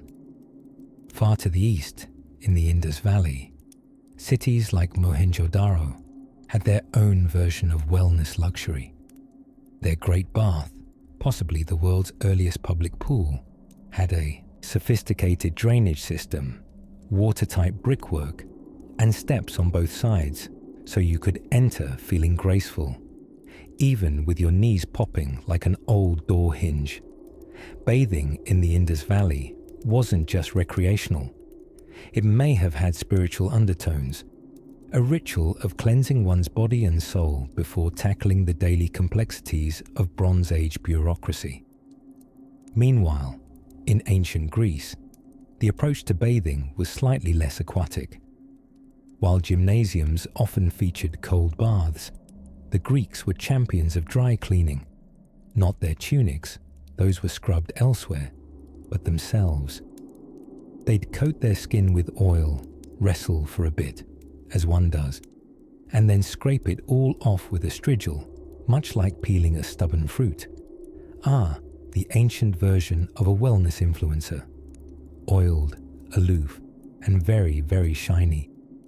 The Greeks also embraced the concept of perfume to mask the less shiny elements of city life. Their streets might reek of fish, garlic, and philosophical arguments, but you could always find a delicate aroma drifting from someone's lily-scented armpits. In Egypt, cleanliness had religious significance. Priests shaved their bodies and bathed multiple times a day in cool Nile water. Soap, made from animal or vegetable fats mixed with alkaline salts, was essentially born here. Not that anyone called it artisan back then. Unless, of course, your artisan also made pyramids on the side. Bathing, it turns out, was more than hygiene. It was community, ritual, and sometimes a very public strategy to avoid being the smelliest person at the agora. So next time you slip into a hot bath or stand absent-mindedly under a tepid shower, pondering the fate of your missing sock, know that you share an ancient lineage of soakers, scrubbers, and strigil wielders. And as the tiled walls of Roman baths fade into mist, we meander, slower now, toward another vital part of city life that's as overlooked as a thin soup at a feast: the curious, sloshing journey of how food waste left the dinner table and found someplace else to go. The sun rises slowly over the ancient city of Mohenjo-Daro, gilding its baked mud brick rooftops in sleepy gold. If history had a snooze button, this would be a good time to press it. But instead, let's quietly tiptoe into the quiet alleys of this long-forgotten Indus Valley city and consider something truly glamorous: public sanitation. Oh yes, the storytelling gods have smiled, and tonight we drift through the wonders of ancient wastewater management. Now, somehow, and don't ask how exactly, perhaps through dreams or by dodging particularly enthusiastic archaeologists, we find ourselves gliding above a city that flourished around 2600 BCE. Mohenjo-Daro may have been musty, but it was no mess. In fact, it was astonishingly well plumbed. This city boasted a level of urban planning that makes even modern homeowners whisper, "Wait, they had what?" Drift slowly down to its paved streets, orderly blocks, and honestly, very decent sidewalks. But the true miracle lies beneath the soles of your imaginary sandals. Below the bustling lanes, the city hums with, oh yes, a sophisticated drainage system. We're talking covered brick drains running beneath each major street, sloped ever so gently to conduct wastewater away from homes. And speaking of homes, each respectable household had its own private bathing area. Picture a modest, waffle-shaped stone floor with a drain that led, well, not into the abyss, but into a brick-lined chute that connected to the main drain under the road. That's right, a bathtub with plumbing in 2600 BCE. No plumbers, no duct tape, and yet somehow it worked beautifully. The people of Mohenjo-Daro even designed their drains with removable bricks to allow for cleaning. Imagine a community board meeting in 2600 BCE, where citizens debated debris complaints and discussed brick lint filters. Civic engagement has never smelled so hygienic. Now let's sidle up to the jewel of this urban gem, the Great Bath. It's not a mystical lake or a fancy swimming pool. It's more like an ancient wellness center without the oat milk lattes. Fed by an invisible stream of sense and sensibility, this large sunken brick rectangle was watertight thanks to bitumen, an ancient waterproofing goo that, truthfully, still sounds slightly suspicious. But it worked. People likely used the Great Bath for ritual cleansing, religious purification, or perhaps a good old soak after a hard day of grain storage. Regardless, it hints at how these people saw cleanliness not just as comfort, but as culture. And isn't that rather modern? As you float gently along these crumbling yet stately ruins in your imagination, you might catch a waft of not much, truly, because waste was not just managed, it was anticipated. Lined refuse bins, soak pits, and even manholes. That's right, manholes. A detail so unassuming it's ridiculous how ahead of their time it was. You may be wondering, was this the standard everywhere in the ancient world? Not quite. Elsewhere, the story of wastewater ranged from spectacular engineering feats to, let's just toss it out the window and hope for rain. Now, if we tiptoe slightly west, past the storybook haze of centuries, we land in Rome. Not the newer, pizza-scented version, but the old-school Republic and later Imperial Rome. A city that took water, waste, and boasting, about aqueducts to extraordinary heights. But before we lift a Roman manhole cover, let's take one last lingering look at Mohenjo-Daro. Its calm paths, its patient ruins, its echoing sense of reason. The city's sanitation system wasn't just a feat, it was a quiet philosophy in bricks, a belief that water should flow, waste should go, and people should be clean both in body and in daily function. Whether for comfort or custom, urban hygiene in this ancient city wasn't accidental. It was deliberate, thoughtful, and oddly soothing.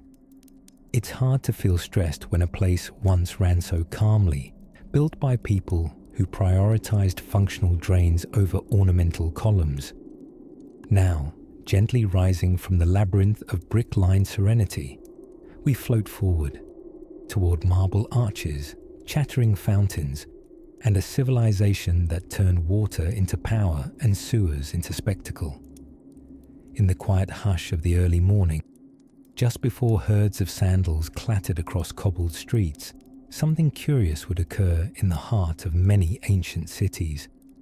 A gentle rustling, a creak of a wooden cartwheel, and the soft, squishy thump of, well, waste being hauled away.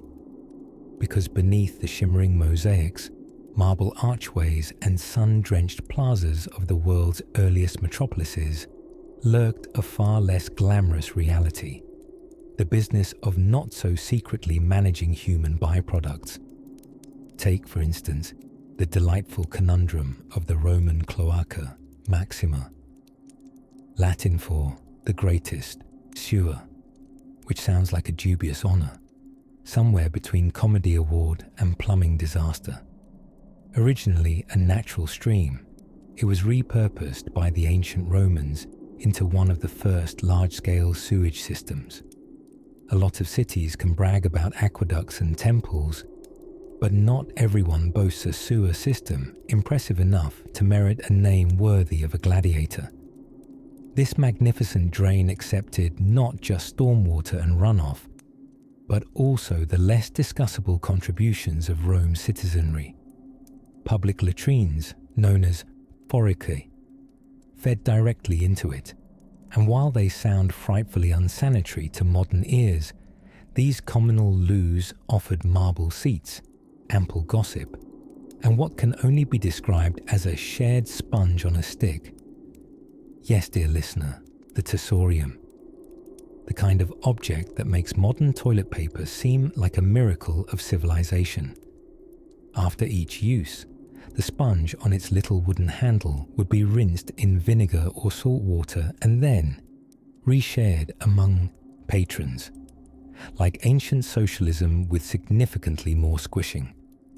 But lest you think Rome held a monopoly on creative waste management, allow your dreams to drift eastward to the Indus Valley, where cities like Mohenjo-Daro and Harappa were quietly excelling in what we might call premium Bronze Age sanitation. Long before the Roman sewerage fanfare, these clever urban planners had built individual household drains, all leading to covered street channels.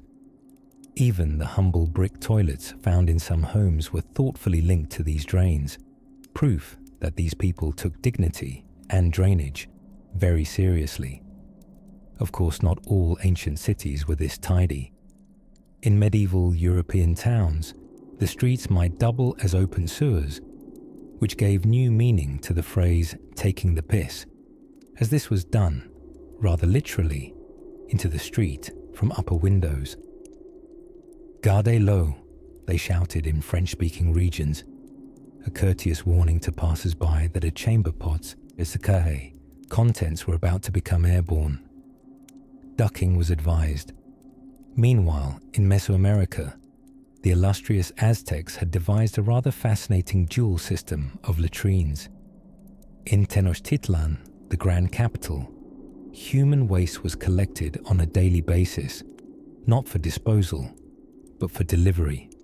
Yes, it was transported to the agricultural outskirts, where it served as fertilizer. Even more curiously, urine was prized for its ammonia content and used in laundry, tanning, and the occasional tooth-cleaning ritual. Talk about rinse cycles. In China, during the Zhou dynasty, night soil, the poetic euphemism for human waste, was collected in earthenware pots and carried off by a group of unsung urban heroes, the nightmen. Cloaked in anonymity and somewhat tragic fragrances, they removed the waste from city districts. It was a perfectly circular economy if one didn't think about it too hard before dinner. But waste wasn't always viewed as, well, waste. For the ancient Greeks, particularly in Athens, the contents of dung heaps could offer economic treasures. So much so that the state appointed public officials called astenomoi, partially to regulate the strategic placement and removal of street refuse. This ensured that while democracy flourished, citizens didn't accidentally step in democracy's leftovers during a spirited debate at the agora. And what about those without access to public latrines or urban drainage? Throughout time, many simply resorted to a faithful pot at home, turning every sunrise into a silent chore of emptying yesterday's decisions into a central pit, or, if luck permitted, a compost pile in the garden. It wasn't glamorous, but then again, neither is most of civilization if you zoom in too close. Still, even amid the whiffier aspects of urban living, one thing remains certain. Ancient people were nothing if not resourceful. They didn't just build cities. They cared for them, scrubbed them, and even, quite literally, hauled them out with a bucket and a prayer. Now, as the imaginary moon rises gently above the terracotta roofs and domes of long-lost cities, and the night carts trundle toward the outskirts, let's follow the rats and lantern glow toward a quieter topic, something far less fragrant. For now, we'll turn our sleepy attention to how these bustling civilizations manage their markets without modern price tags or barcodes, and what, precisely, a cucumber might have cost in a Babylonian bazaar. As the bronze sun slipped behind the tiled rooftops of the Roman Empire, casting the streets of pomposity and pigeons in soft, golden glow, a curious network was quietly humming just beneath the soles of sandaled feet. Most passers-by were more concerned with bread, circuses, or whether their toga draped fashionably. Few gave thought to the marvel beneath them, the Cloaca Maxima. Now, before you get too excited, it's Latin for greatest sewer. An unassuming name, perhaps, but oh, what grandeur it carried. Rome, in all its marbled glory, had one of the most sophisticated waste disposal systems in the ancient world, and it had the elegance of a dinner guest you don't quite notice until they've silently cleaned up after the party and vanished. Built somewhere around the 6th century BCE under the watchful ambition of King Tarquinius Superbus, yes, that really was his name, the Cloaca Maxima began as an open-air canal to carry excess water and waste out of the Forum and into the Tiber River.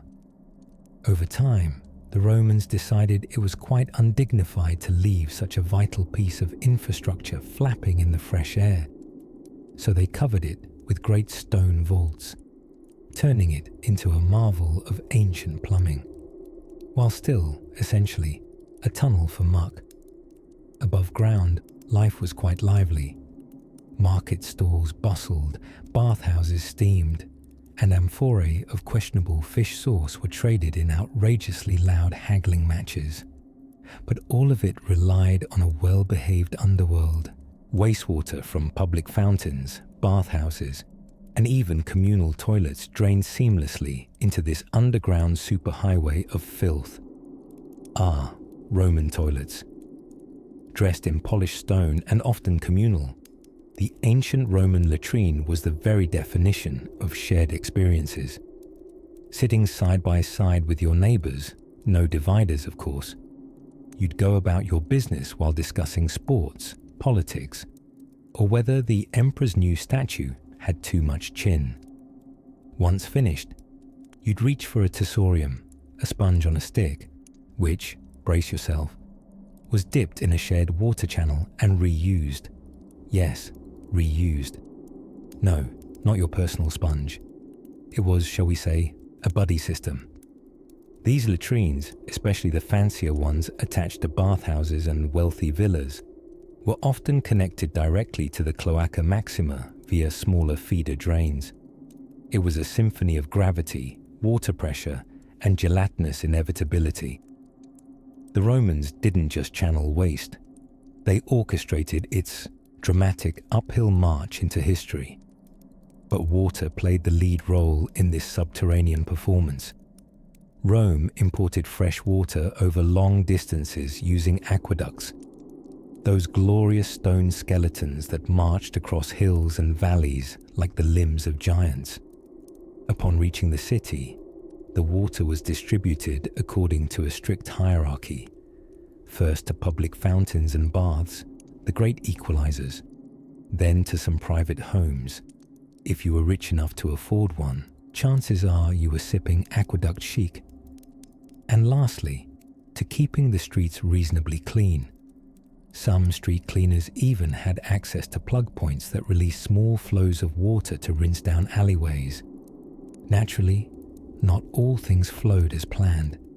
Occasionally, during floods or heavy rain, the Cloaca Maxima would rebel, spewing its contents back onto the streets, and sometimes directly into the Forum, surprising senators with more than just heated debate. Stories say that even Emperor Augustus once demanded the cloaca be inspected and cleared, prompting his engineers to craft long-handled inspection tools, sturdy boots, and presumably strong stomachs. And lest we forget, the water itself required management. The Romans employed aquarii, men whose whole job was to monitor and maintain the water supply. They recorded how much was being diverted, whether the aqueducts were leaking, and, let's be honest, probably muttered ancient Latin curses when it rained during inspections. Despite all these brilliant systems, Rome wasn't perfect. Food waste piled up in poorer districts, and cesspits still dotted the city, leading to fragrant summer evenings. But compared to many of its contemporaries, Rome's sanitary systems were leagues ahead. Perhaps because airborne disease didn't care about class, coin, or conquest.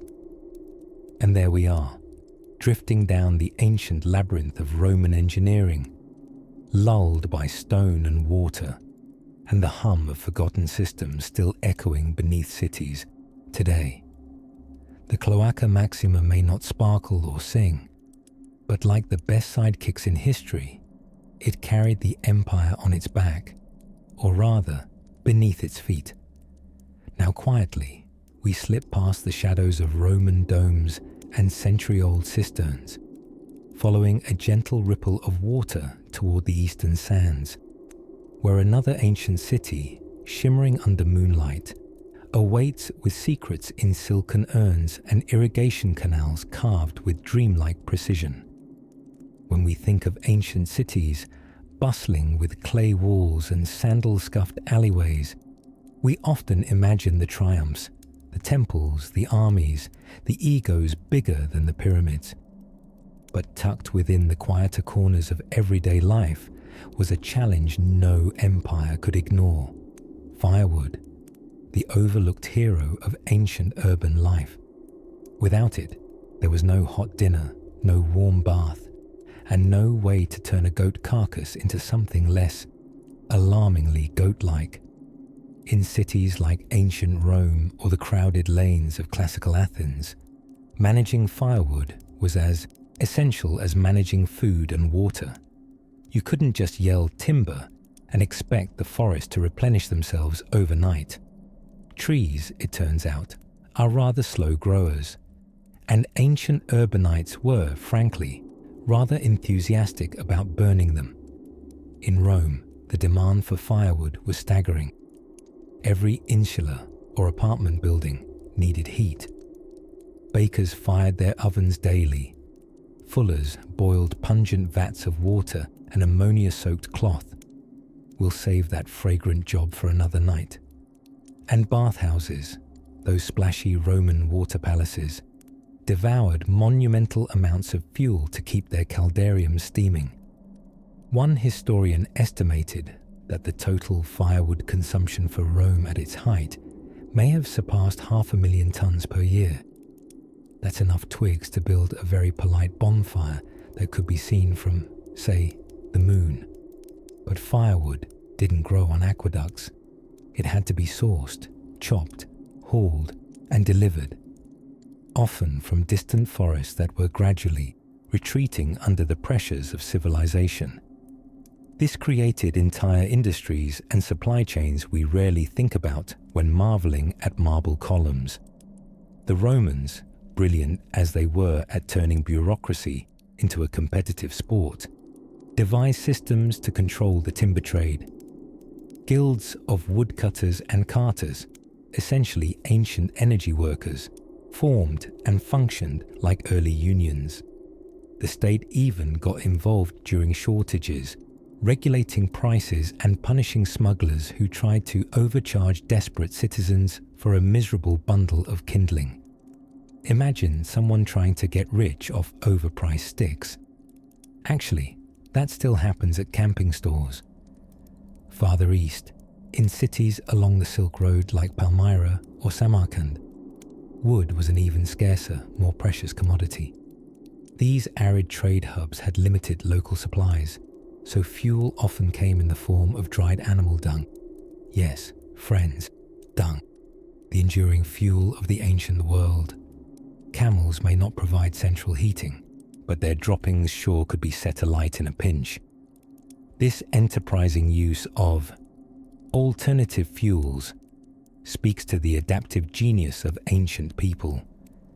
When wood was scarce, they turned to other sources: reeds, date pits, charcoal, and in some cases, even olive pits. You might think twice before throwing your leftovers out ever again. Somewhere out there, a Babylonian would be shaking their head at your wasteful ways. In China, especially during the Han Dynasty, officials struggled with widespread deforestation near urban centers. The demand for wood was so high that certain trees were categorized and taxed based on their utility.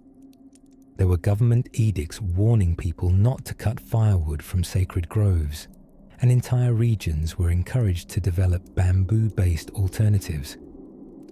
Bamboo grows fast. It also makes an impressive pop when you burn it, which might have added a little drama to the otherwise quiet cooking of rice. Aside from keeping warm and well fed, firewood also played an unglamorous role in sanitation. In many ancient cities, ceramics called chamber pots made regular appearances beneath beds and in shady corners. These were frequently emptied into cesspits or the street, but in some cases, the contents were hauled off and burned. Yes, burned. Waste disposal by incineration didn't begin in the 20th century. Though I must confess, the ancient edition was significantly less OSHA compliant. So whether it was a Roman baker stoking his oven at dawn, a Chinese family boiling water for tea, or a Mesopotamian innkeeper roasting dates over camel droppings, fire was the silent companion humming beneath daily life. And fire, like a demanding spouse, constantly needed feeding. Which brings us to another source of heat, though perhaps more spiritual than thermal: the sacred fires of ancient temples.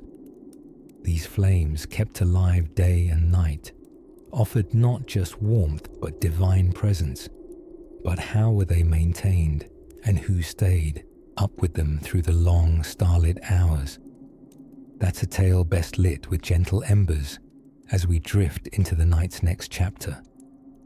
As twilight settled over the densely packed rooftops of medieval Cairo, the city didn't wind down. It hummed with the low rhythms of survival. In that ancient, glittering hub of learning and labyrinthine streets, something surprisingly cutting-edge was happening. With watermelons.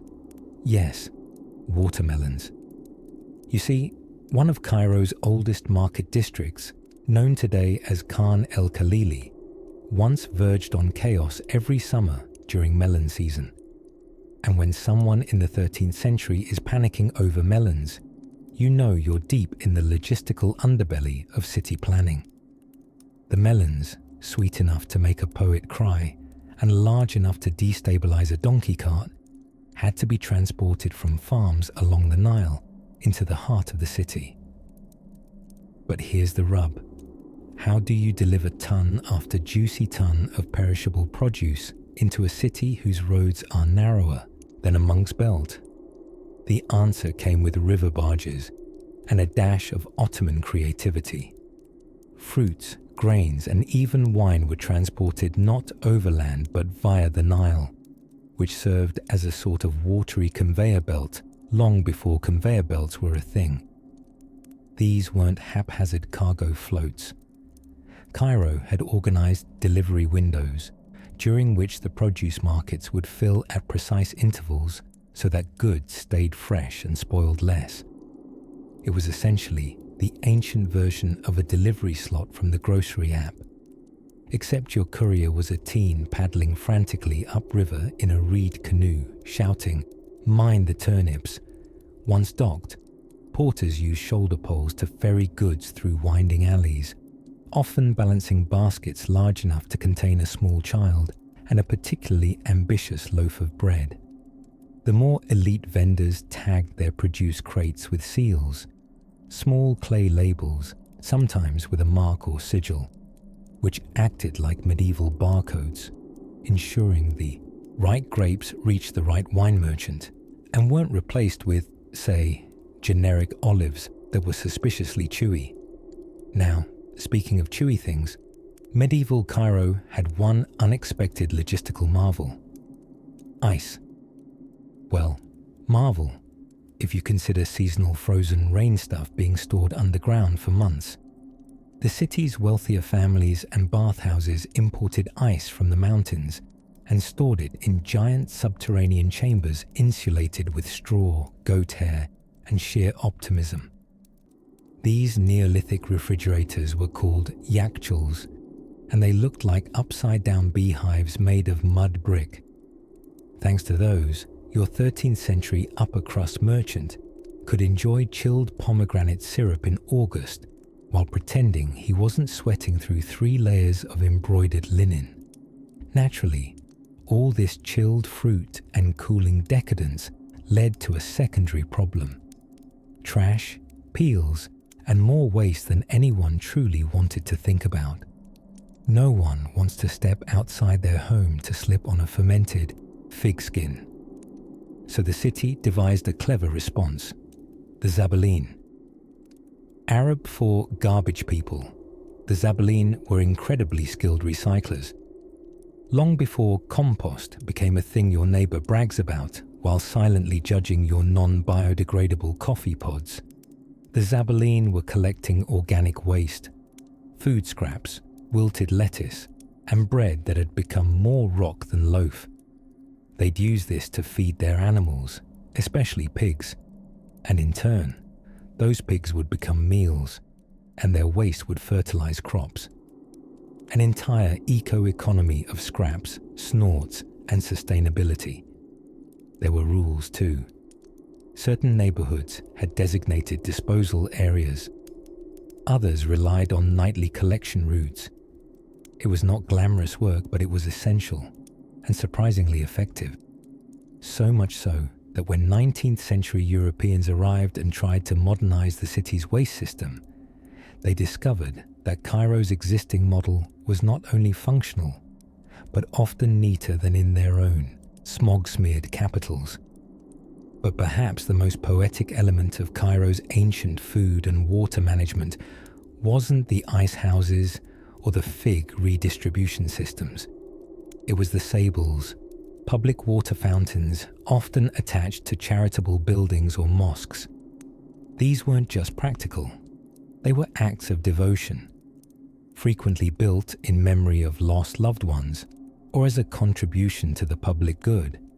Sables offered cool drinking water to anyone who passed by. No fee, no questions. Just the gentle trickle of compassion in an otherwise sweltering city. Stone basins were kept filled by attendants, some even with small cups, tethered to the marble ledge so a traveller could sip without needing to bring his own. It's nice to imagine a parched merchant pausing by a sable, gulping down water with the gratitude of a man who's just dragged a crate of durians uphill in 105-degree heat. As the night thickens over Cairo's silvery skyline, we leave the city's clever systems humming, away under cover of darkness, feeding, hydrating and tidying after over 500,000 souls. And somewhere, just downriver, another barge of melons inches forward under the stars, its captain dreaming of morning. Now, let's drift westward, where another desert city was tackling hydration with aqueducts, alchemy, and a hint of Roman engineering flair. Far from the marble courts of emperors and the bustling noise of open-air markets, nestled behind walls of mud brick and cautious optimism, an often overlooked character played a surprisingly central role in ancient urban life. The municipal baker. Yes, in cities like Rome, Athens, or surprisingly well-organized Thebes, bread wasn't just a warm, crusty carbohydrate. It was the eternal companion to every food management strategy the ancients could cook up, boil down, or pour into clay amphorae. You see, food in ancient cities wasn't just about survival. It was about logistics. Vast, crumbly, wheat-based logistics. Take Egypt, for example. A kingdom built on the predictability of the Nile, which, unlike some of the more dramatic rivers, preferred a quiet life of annual flooding, gentle silt depositions, and supporting a bread-based economy without needing much in return. When the Nile behaved, the granaries filled and the cities thrived. When it didn't, well, let's just say the pharaoh's popularity numbers nosedived faster than a dropped honey cake.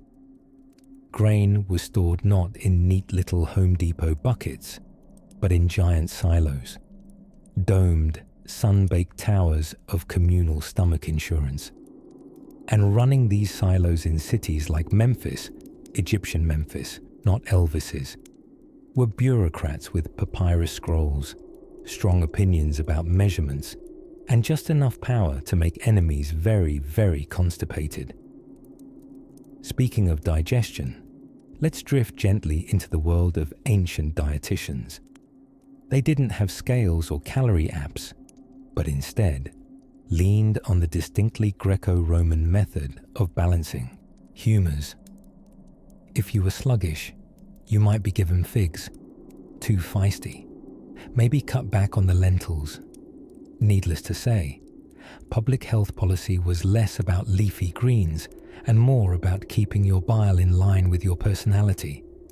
But the real gastronomical magic happened not in palaces but in taverns, bakeries and street stalls. Urban citizens, especially the working sort, rarely cooked at home. Fires were risky, kitchens rare. And besides, why risk burning down your adobe apartment when you could stroll down to the local taberna for a ready-made chickpea stew served with piping hot flatbread? In Rome, bakeries became so crucial that laws were passed to ensure they kept operating during food shortages. Bakers were, to put it mildly, essential personnel, your local flat-capped heroes of dough and dignity.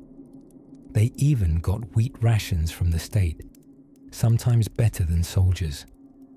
Because while Rome's legions could conquer Gaul, they couldn't make a baguette. Let's not forget the midnight economy. Yes, bakeries often worked at uncanny hours. The day's baking began in complete darkness, with heavy hands kneading flour before even the rooftops began to blush with sunrise.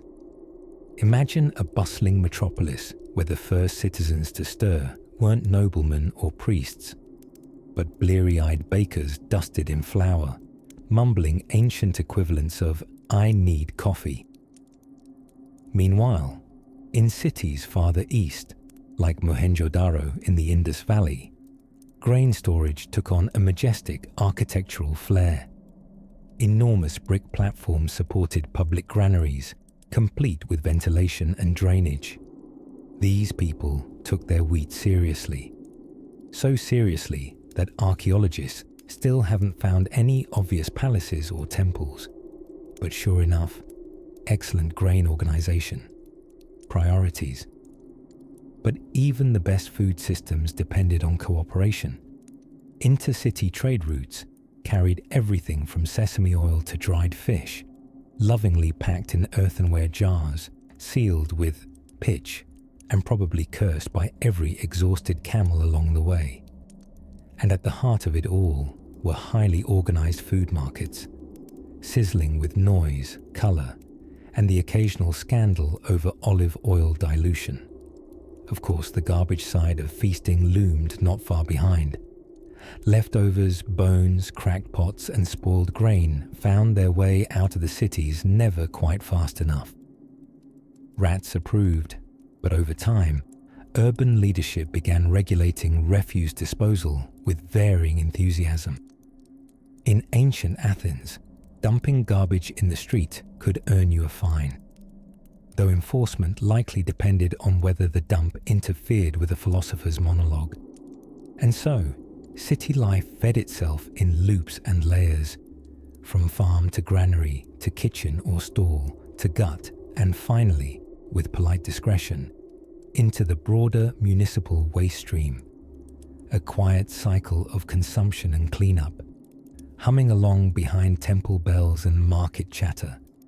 Let your mind wander now to the bread ovens glowing, like tiny constellations in the urban night, the scent of wheat and ash twirling into narrow streets, lulling the city to sleep one loaf at a time. And as you settle into thoughts of ancient banquets and sleepy bakeries, our journey drifts toward a quiet chamber where water ran not into cups, but into bathtubs and public pools. For even in the dust of antiquity, cleanliness had its curious charms. By the flicker of torchlight and the sleepy hum of distant sheep, we drift tonight into the world of ancient markets, where food didn't come pre-washed, cellophane wrapped, or with an expiration date longer than a Roman emperor's career. Picture it, the late afternoon sun filtering through linen awnings as the agora bustled in Athens, or the souk of Babylon humming with 1,000 subtle negotiations. These were places of clamour and colour, where figs glistened in baskets, olives gleamed like little globes of peace, and fish were sold with a confidence wholly independent of refrigeration. You see, managing a city's food was never just about growing it. It was an ongoing, mildly chaotic performance deserving of applause. Ancient urban centres had to wrestle with supply, storage, and suspicious smells. And yet, somehow, with some spices and a shrug, dinner was served. The entire affair hinged on a unique blend of logistics and luck. Take ancient Rome, where grain wasn't just a meal base, it was a power tool. The Annona, a kind of state-controlled grain distribution network, funneled wheat from the far farms of Egypt to Rome's voracious belly.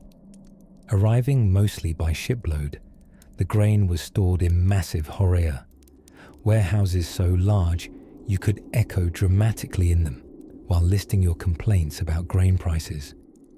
Rome even had a grain fleet, complete with sailors who probably woke up every day thinking, another day, another 1,000 sacks of future pasta.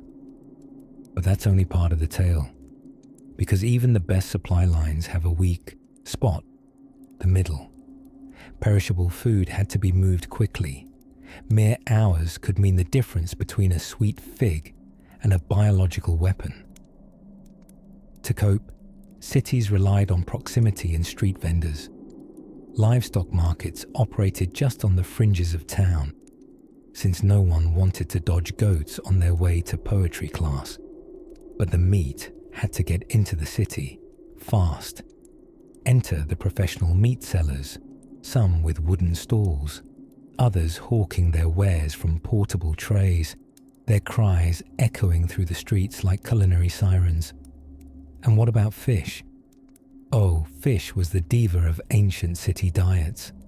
In classical Athens, it hovered in price and prestige like it had hired its own publicist. The fish market was a place of drama, where buyers were known to get emotional, sellers poetic, and more than one philosopher may have loudly argued about the moral implications of trout. Preservation. Refrigeration hadn't RSVP'd to history yet, so fermentation, salting, and drying stepped in as heroic understudies. The Romans had their beloved garum, fermented fish sauce, which they poured generously over dishes in an act of culinary confidence still baffling to historians. And nostrils. Storage systems, while ambitious, had personality. Clay amphorae were the go-to containers. Sealed with wax, they kept wine, oil, and grain cozily tucked away like toddlers bundled for winter. But rats, humidity, and the occasional earthquake had their own opinions about such stashings.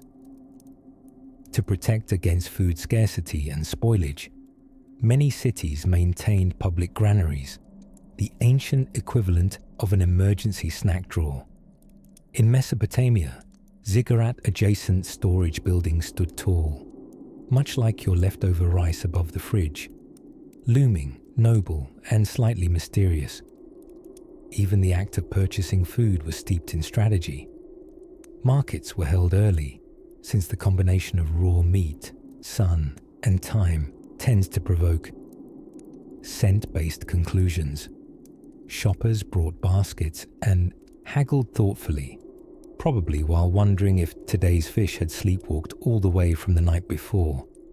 Food was deeply communal. The Roman supper, or cena, was not just a meal.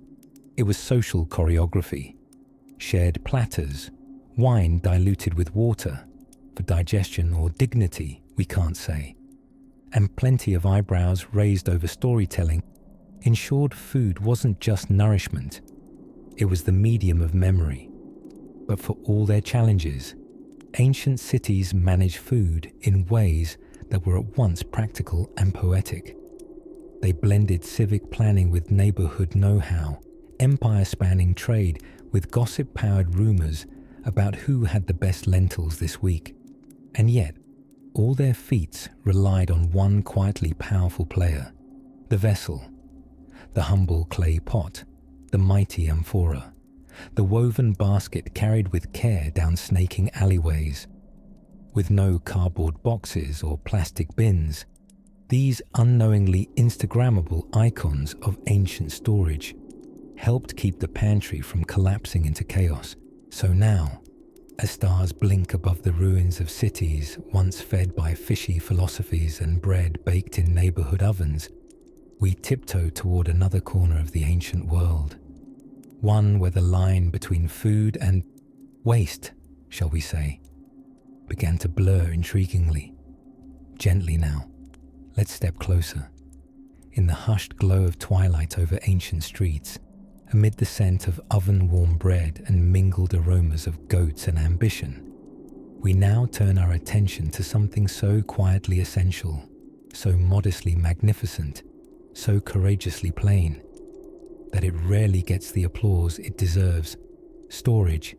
Yes, food storage, to be exact. A topic that may not roar like an invading army or dazzle like aqueducts, but which silently kept cities alive, wardrobes unwrinkled, and stomachs less inclined to start revolutions. Because in the end, it didn't matter how many goats you bartered for. If you couldn't keep your olives from turning into existential paste by midwinter, you were going to have a problem. In the glowing days of Mesopotamia, long before refrigerators would purr their metallic lullabies, clever minds devised methods to keep grain safe and grapes just threatening enough to become wine. Granaries were a precious part of urban infrastructure. Large mud brick affairs that cared not for decorative flair, but excelled in one noble cause: keep the rats out and the food dry. These granaries were often slightly raised above ground, like a loaf of rising dough, to discourage moisture and things with tails from invading. Scribes kept meticulous records, on clay tablets naturally, of how much grain was stored and where it was going. If that seems especially bureaucratic, it's because it was. The world's first spreadsheets were basically inventory logs for barley. Civilization owes a lot to the logistics of flour. Meanwhile, in Egypt, the surplus from the Nile's generous flood seasons was carefully sequestered away in silos with tapered sides, resembling inverted cones with an attitude. These served a dual function: great at storing grain, and equally good at discouraging local teenagers from skateboarding on them. Pharaohs knew that a people well fed were less likely to start scribbling poetry about rebellion. Stomachs full, visions dulled. Now let's drift west, shall we?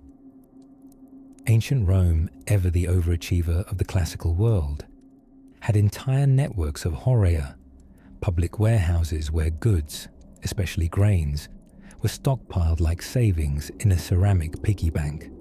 These horea were sophisticated: stone walls, ventilation, and a registry. They even had elevators, not the kind with jazzy music, but rather large winches that hoisted sacks skyward with the grace of a determined mule.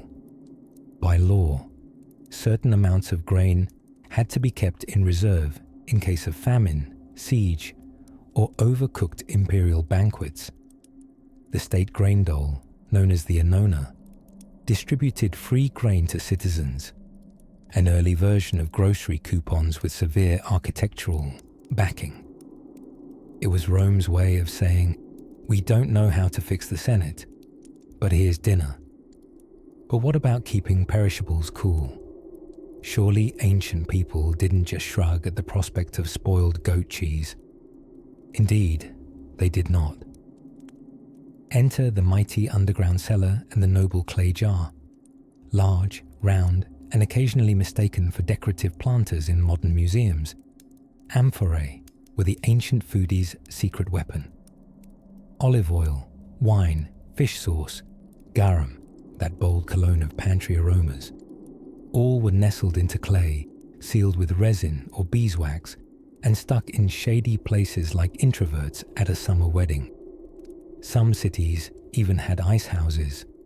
Yes, genuine cool spaces built underground or lined with insulating layers of straw and sawdust, where winter snow was packed and preserved for summer delicacies. In Persia, the ancient yakchuls, literally ice pits, looked like giant domes risen from the sand, combining underground chambers with airflow magic to keep things frosty. Imagine sipping chilled pomegranate juice under a fig tree in July, and you start to see why ancient climate control was a triumph worthy of poetry. In marketplaces, vendors hawked dried fruits, salted fish, and pickled everything: cabbage, cucumbers, and possibly regrets. Drying and salting were both preservation methods and culinary choices, though not everyone preferred their anchovies with the texture of a roofing tile. Still, better that than nothing during lean months. So the next time you're rummaging through your fridge at midnight, imagine instead a dimly lit storeroom in Ur, a cellar in Athens, or a Roman horium echoing with the measured creak of ladders and grain sacks.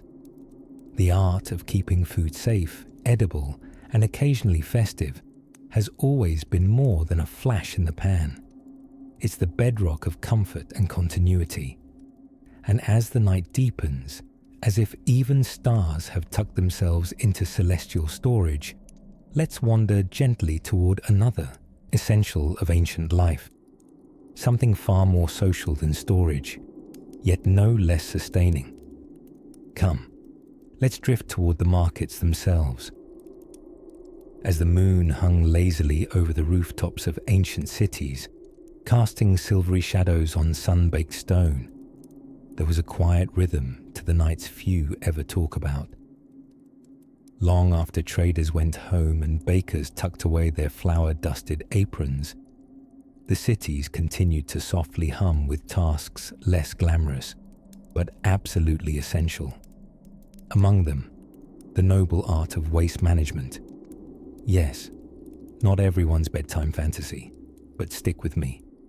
There's a strange comfort in knowing that even thousands of years ago, someone had to ask, where is all of this going? Take ancient Rome, for example. We like to picture togas, poetry, and gladiator drama, but rarely do we consider the empire's great underbelly, the Cloaca Maxima. No, that's not a spell from a forgotten Harry Potter sequel. It's Latin for Great Sewer, and it was, in fact, one of the city's crowning engineering achievements.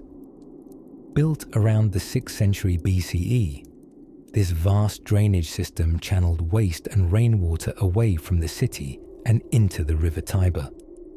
Romans took their sanitation surprisingly seriously, perhaps because nothing ruins a toga party faster than an overflowing latrine.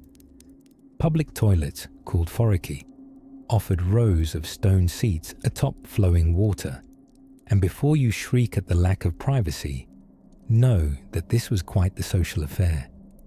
One might chat about politics, philosophy, or the gladiator results while casually sharing a sponge on a stick. The infamous tessorium.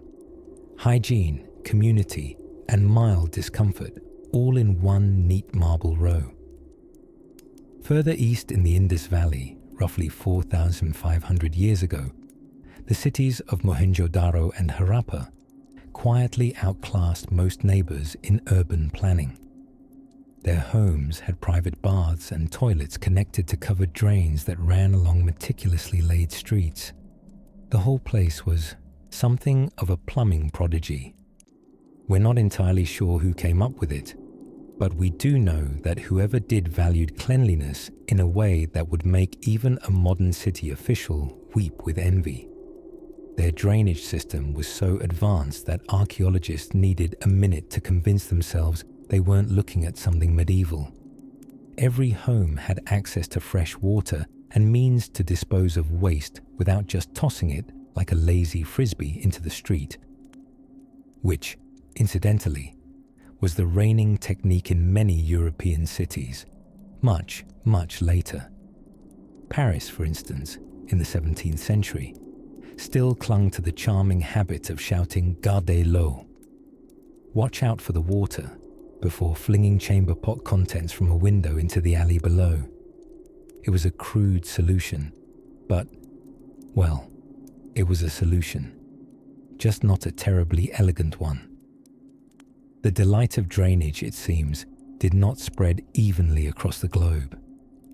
Back in Baghdad during the 9th century, waste was handled with a bit more finesse. The city had public bathhouses called hammams, which were not only centers for cleanliness, but urban gossip as well. Much like modern hair salons, but with more steam and less dramatized reality TV.